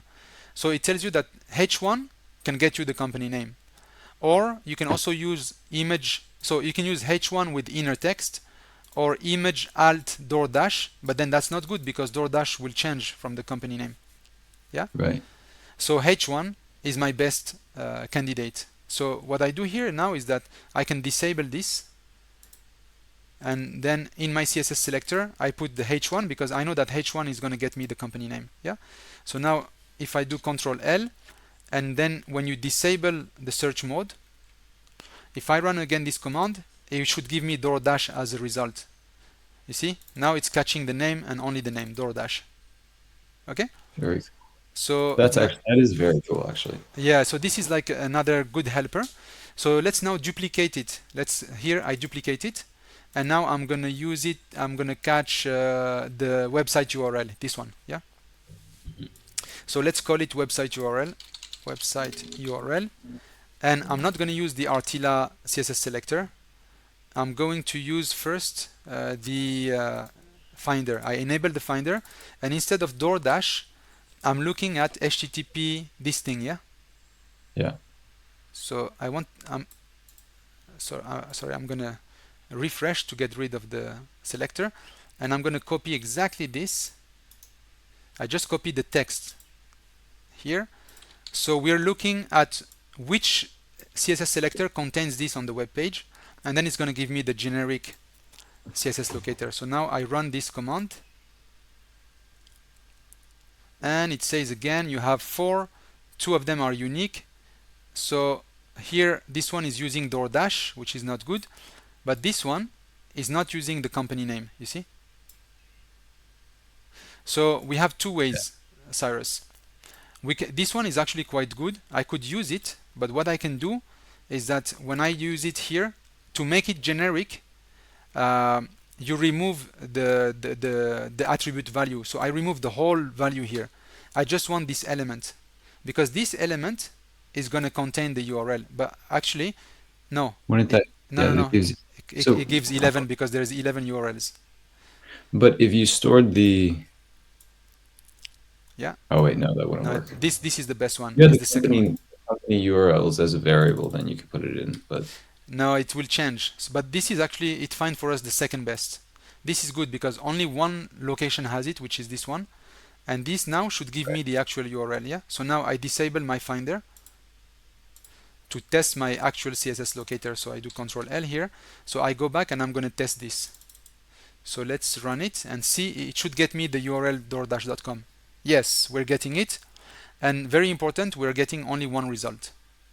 So I perfect. got the website URL, and then let's do one more, but I think you got the concept. Yeah. Yeah. Let's do one more. Let's get the company description here. Yeah. So for the company description, I'm gonna again duplicate this. Let's call it company description.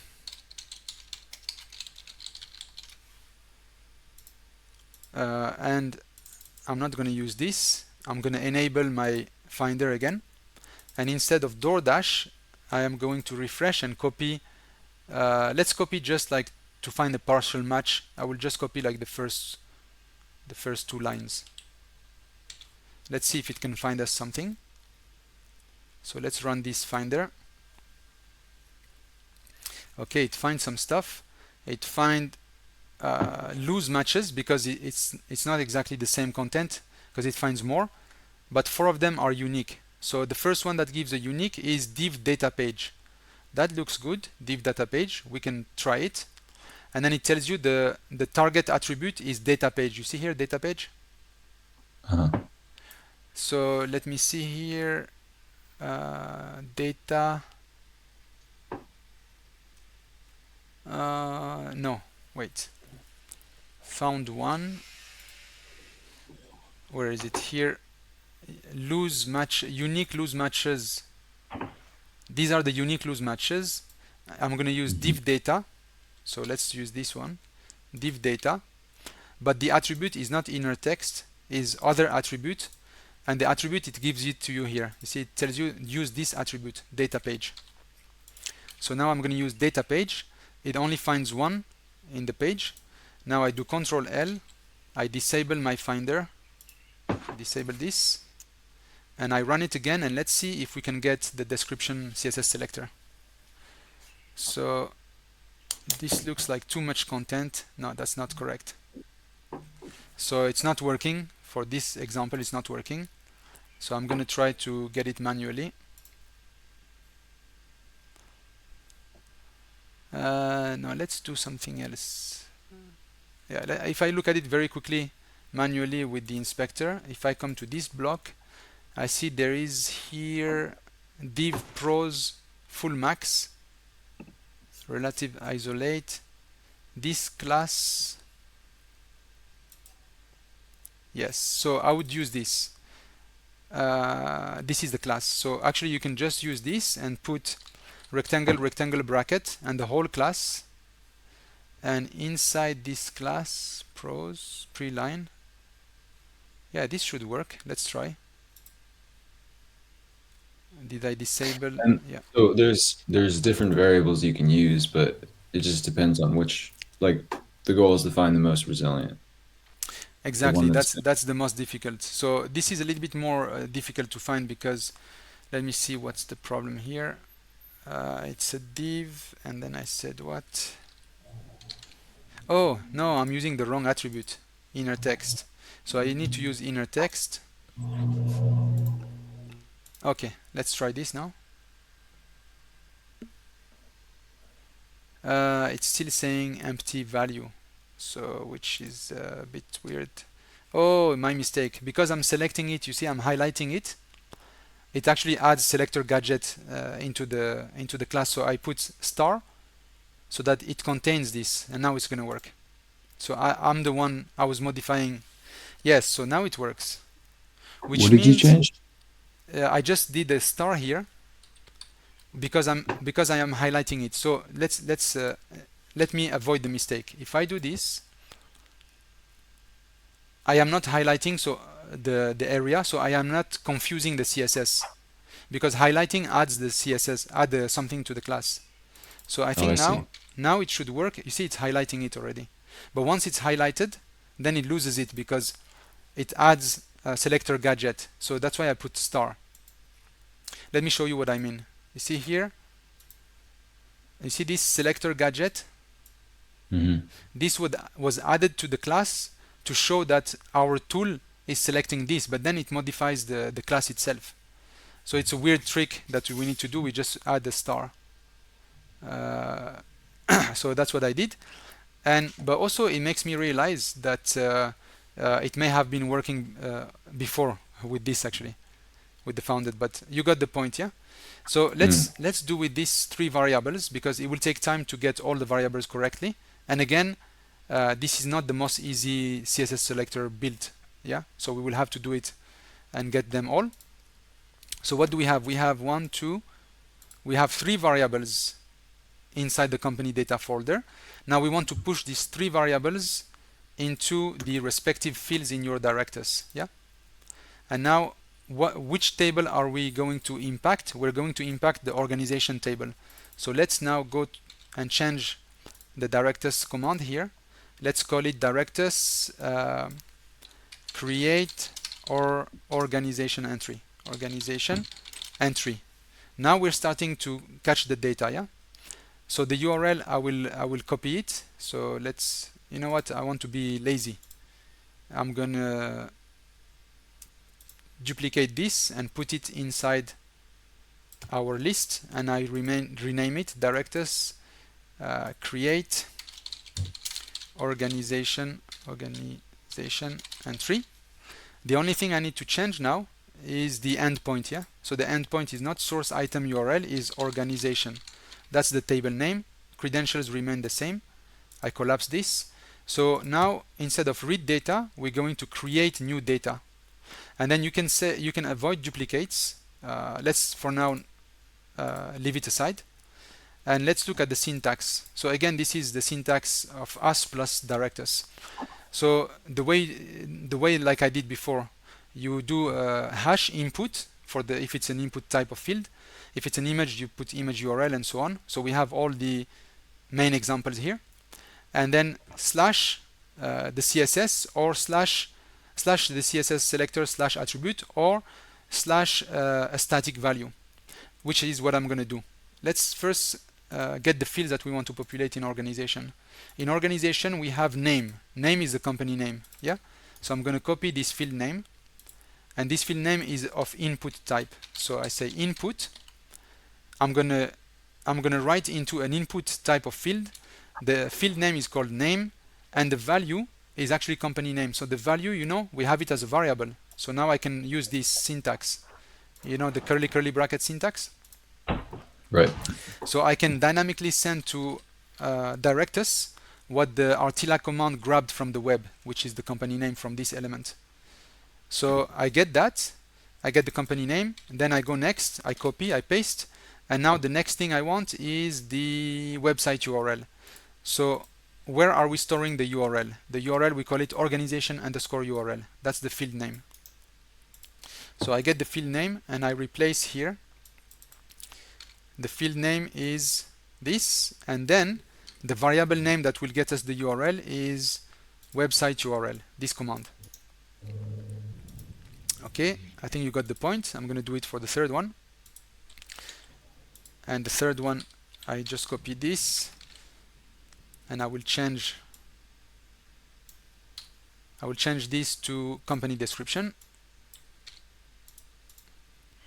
That's what we're going to feed. We're going to feed the variable that is inside company description, and the description has a field in your database, and I think I'm not sure if we actually have a description in the table. Yeah, business description.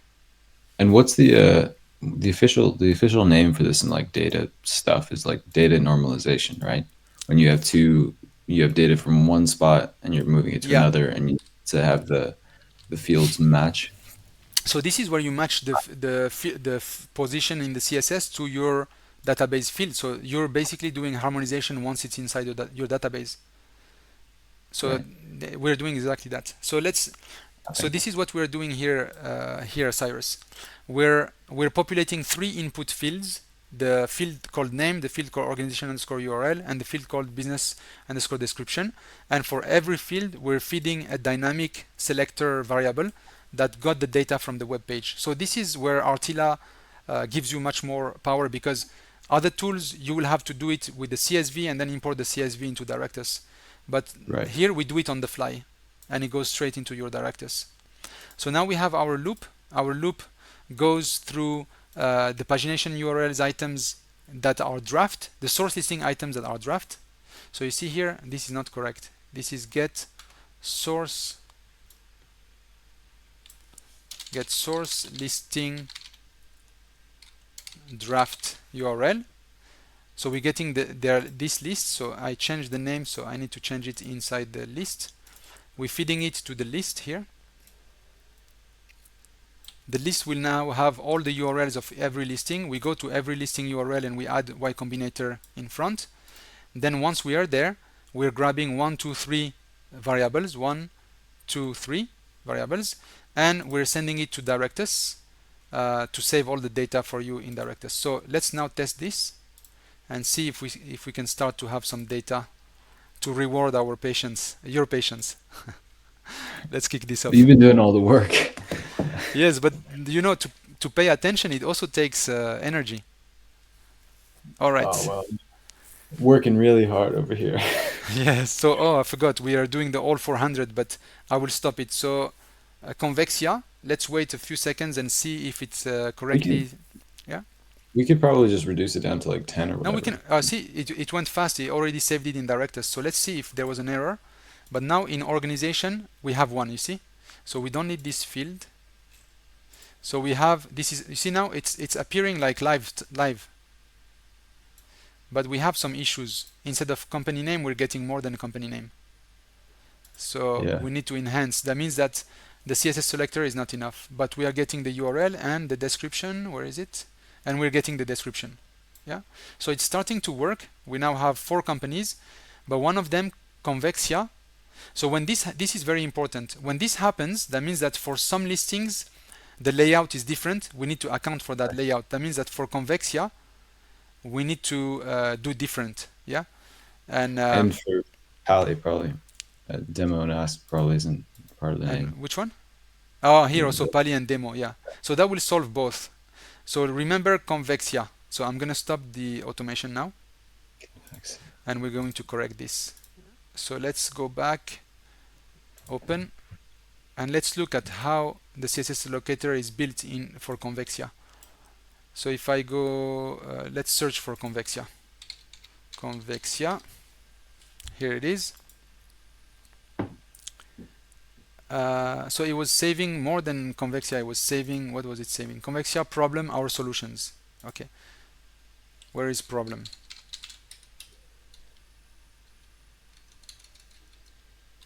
Are you using, what are you using to Control search? F. Control F on the. I just want to see where it comes from, this problem, but I don't see it. So that's interesting. I think they're using a motto that is not appearing on the front end. Because of course, right? Yeah, Just, because it has to be just, more complicated than it just should to be. make our life. Yeah. Yeah, that's interesting, but we're gonna figure it out. So I'm gonna reopen the inspector here, and that's quite funny though. So here is convexia, and that's a H1. Compensation. So I think there is more than one H1. That's what is the problem. You see here, if I go here, yeah, you see there are 5 H1s, and the other H1s, where are they? So there are 5 other H1s that we do not see. Maybe it's in the news or somewhere. So that means that we need to optimize. H1 is not enough. So let me show you the trick. The way to do it is that we need to put what is the container that is around this H1. So here, for example, it has font bold, and it's inside this, but it's inside this big thing. I'm looking at as a container. No, so that's not working. So it's inside this class space y3. So the trick to solve this is to say that rectangle rectangle, there is an element called space y3, and inside of this class element there is a h1, and now there's only one of them. So this will avoid catching whatever you see. It's even like invisible. I think it's in the source code. They have some stuff that they're not displaying on the front end. So now that I have corrected this, let's delete the first companies and verify that we are cleaning the data. So you understand now why I was telling you just do the first 10% and go through everything, Oh, well, yeah, yeah, because that makes sense. this will show you the inconsistencies in a directory or a database. And if you scrape everything in one go, then you will acquire all those inconsistencies. Right. So now we have corrected it. We should get all our 3 data perfectly without extra data that we don't want.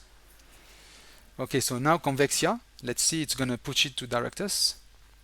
And the other thing that I think is like for me that I need to keep in mind is like we're doing 400 right now. So Yeah, 10, you might think, well, is it worth it to do 40 or whatever, and then do all this manually? But like you just add zeros to wherever it matters to exactly. you, right? Like if your size where it starts mattering is 100,000 or a million or whatever. Exactly. You just add zeros to fit, right? And think about this. If you don't do it nicely now, you will have to correct the 100,000 or the million records after you acquire them, and that's humanly impossible. It's even harder. Right. Okay, so you see now we're getting all the company names without a single problem. Yeah, and you see here we are also harmonizing the data. We are removing commas, we're removing capital letters, because this will allow us to compare companies among different databases, because they may use cap letter on the first letter but not on the second. So this is our harmonization rule that is built in RTILA. Oh, so okay. I was gonna ask, did you specify that somewhere and I missed it, or does that just Yes, it was happen? in one of our AIA session. I presented our harmonization rules where we replace the comma by semicolon and semicolon by double semicolon. We put everything in small letters. Right, Uh, right, right. I mean, like in the project, did you specify that anywhere, or is that just something that no, it is Rotila does by inside default? RTILA command. RTILA command is doing it for you. Very cool. Good. So as long as you're using RTILA command, it will do it properly. But if you're using another system, just you have to if you want to compare now this company name in another system, you need to do it in a case unsensitive way, because we Yeah. remove the case. Yeah. So look at the speed now. We are we already got the 400. Sorry, here in organization. Sorry, we got 13 now. So it's going now one by one. Yeah, and you see here we don't have any problem. And what I was telling you is not happening right now because we didn't harmonize here. Yeah. So we need to add the harmonization to the single command. I will correct this. But we're getting Convexia. You see Convexia now doesn't have Hmm. the extra H ones. So we're getting Convexia, their website URL, and their description. And once you have this consistently for the first, let's say, whatever, 15, then you go and grab the remaining data, because now you know that you have the loop and that you have corrected most of the issues. Yeah. So let's Yeah. stop this for And now. then Yeah. and then you get a coffee. Yeah. Then you get a coffee and then you come back and you just complete. Now it's just a matter of variables, of getting all the other variables. So now after the coffee, I would come back in company data folder and I just keep adding all the stuff I want: the founded year, the batch, the public, the status, and then later on we will do the founders in the second step, because Right. this is many to one relationship, or many to many, Right. because a founder could be involved in multiple startups. But you have Oh now yeah, today. that gets tricky from a data. Yeah. Yeah, But you have three levels, right? So there's the Rotila CSS selector yeah, dropper, and ideally, in a perfect world, you could just select it and then it'd be done. But of that's right. course, that doesn't always work. So then you can use the what was it called? It's called The the select, selector experimental, and then it has yeah, this tool we added, which is called CSS locator look finder. Yeah, right. you enable Um, it, and then you can search with the text value. right. Yeah, And if all else fails, you can go into the code manually with exactly. inspect Yeah, console but as a or business inspect. person, you know what you can do is you just create. You just use you try it out. You create all the fields. So let's say now I want a founded year. So I call it founded year, and now it has 2013. But you see, 2013 is used in many places. So let's give it a try. Founded year, I enable the finder, and then I put 2013. Let's see if I can find a unique result. If not, I will show you how you prepare your automation so that somebody else can finish it for you very fast. So let's see if I can find it myself. So it says one of them has a unique, it's ID equal news, which is weird because I don't want the news. Yeah, the news also, some news have 2013. But here you have non-unique matches, loose matches, unique loose matches. Here, unique loose matches, ID news, that's not good. Div data page, class no wrap, name description. Yeah, so this is. Let's see if there is anything that makes sense here. Unique. loose matches, non-unique, exact matches. Yeah, and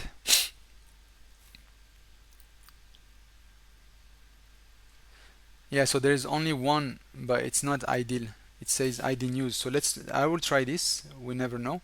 So I will disable the finder and try this.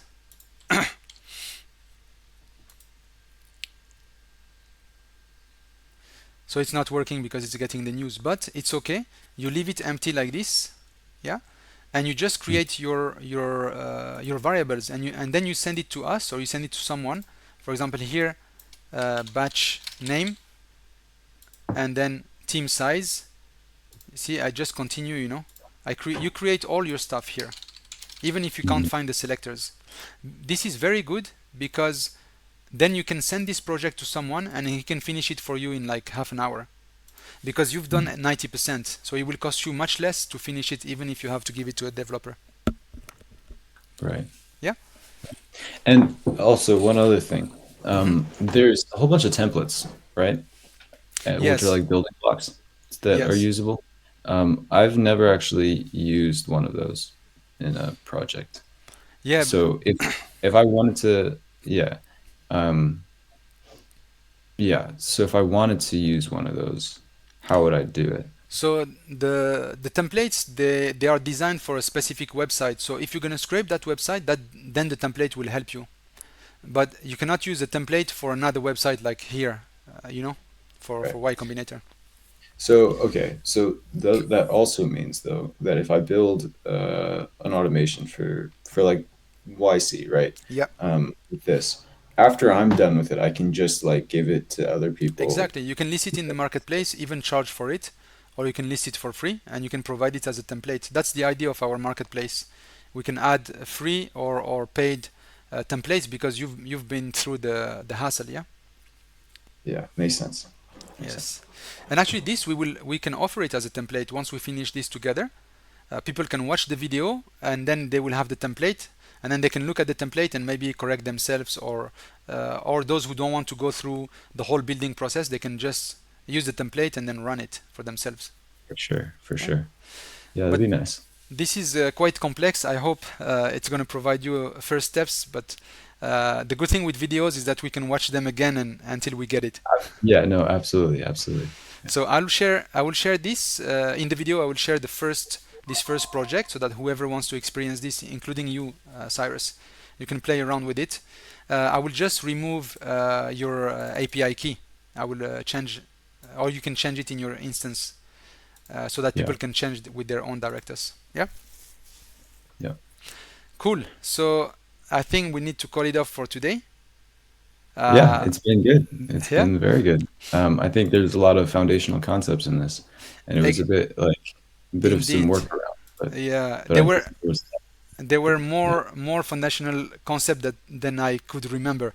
So yeah, we could have taken another example like books to scrape, uh, yeah. but but in one hand also it allowed us to cover those and get your questions to clarify it. Yeah, the other thing is, I think one of the things I've always liked about the way you approach learning materials is you kind of just like you do it and live, so you'll figure it out on the fly, and that's been I've appreciated that because it like shows me that it's not that I need to know everything from the jump, and that there's like this massive um, skill or knowledge deficiency. It's like part of it is you just have to figure it out along the way, right? Exactly. Because Yeah. I think at least half of it is specific to the website that you want to tackle. You see, all the stuff that we've been encountering as a difficulty is because the way that they've built this directory and the pages. So it's like 50-50. 50 of it is from the website and its observation. You need to observe. but it's a good I don't know. I mean, I think that it's better to like get started with things that do that from the jump, because then if you like try and go scrape Facebook or something, and then they're like they come up with all sorts of ways to keep you from doing it, and Yeah. you're not as surprised by it. It doesn't go from easy to super hard. It's like, okay, I've seen this before.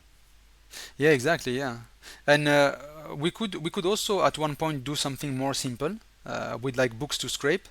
This is high complexity but low change frequency. Social media is high complexity plus high frequency of change of the layout and the CSS selectors. So that's why social media is more difficult Right. because they will obfuscate and they will change things and they don't want us to scrape. Yeah, But like Google Maps or other directories, I mean, they're pretty a lot of them lenient. stay the same. Google Maps are pretty lenient. They let you, unless you really go like very hardcore too fast, but they let you scrape quite well. But they change the Yeah, content. You're right. They change the layout quite often. Google on all their tools. yeah, So let's then do next week. Next step. Yeah. absolutely, absolutely. Excellent, Um, Cyrus. Anything that I may have not covered or any question maybe on today activity? nope. I think I'll probably rewatch the recording for sure. But Yes, you then know, I'll send you and we will list the template as well. We can call it session one of Startup Directory of YCombinator. absolutely, absolutely. Cool, Cyrus. So see you probably next Thursday in the AIA meeting. If not, our Yeah, next Saturday. yeah, I will try and make. I keep missing them though. I keep like getting busy right when But anyways, But yeah. your AI note taker is there. Really, I thought I got rid of them. I think I Jeez, saw it. I've thought for sure I gotten rid of You can all of watch them. if you watch the video. I think we see at one point Cyrus note taker. Hey guys, I noticed something, or it was like spamming us a bit. That's crazy. I swear I got rid of like three of them. I know I got like I remember going in and dealing, but okay, Yeah, I'll I see may what be wrong, but I cause some thought it trouble was then. yours. Yeah. Cool. So Okay. So Cyrus, actually, I do have a question about yes, something, please. but Yeah, I don't know if the recording's still going. It's not really the related. recording is going. Do you want it to be off recording? Yeah. I mean, it's not really related to that. Yeah, Um, sure. So let's close this session so that I can upload as is, and then we will do the follow up next week. And for whoever is watching, you can download the template and you can try it yourself with this level one of this automation. So Perfect. so we catch up in 1 week for this. Absolutely. Thank Perfect. you. Sounds good. And now I can't remember where is the stop recording. Ah, it's here. All right.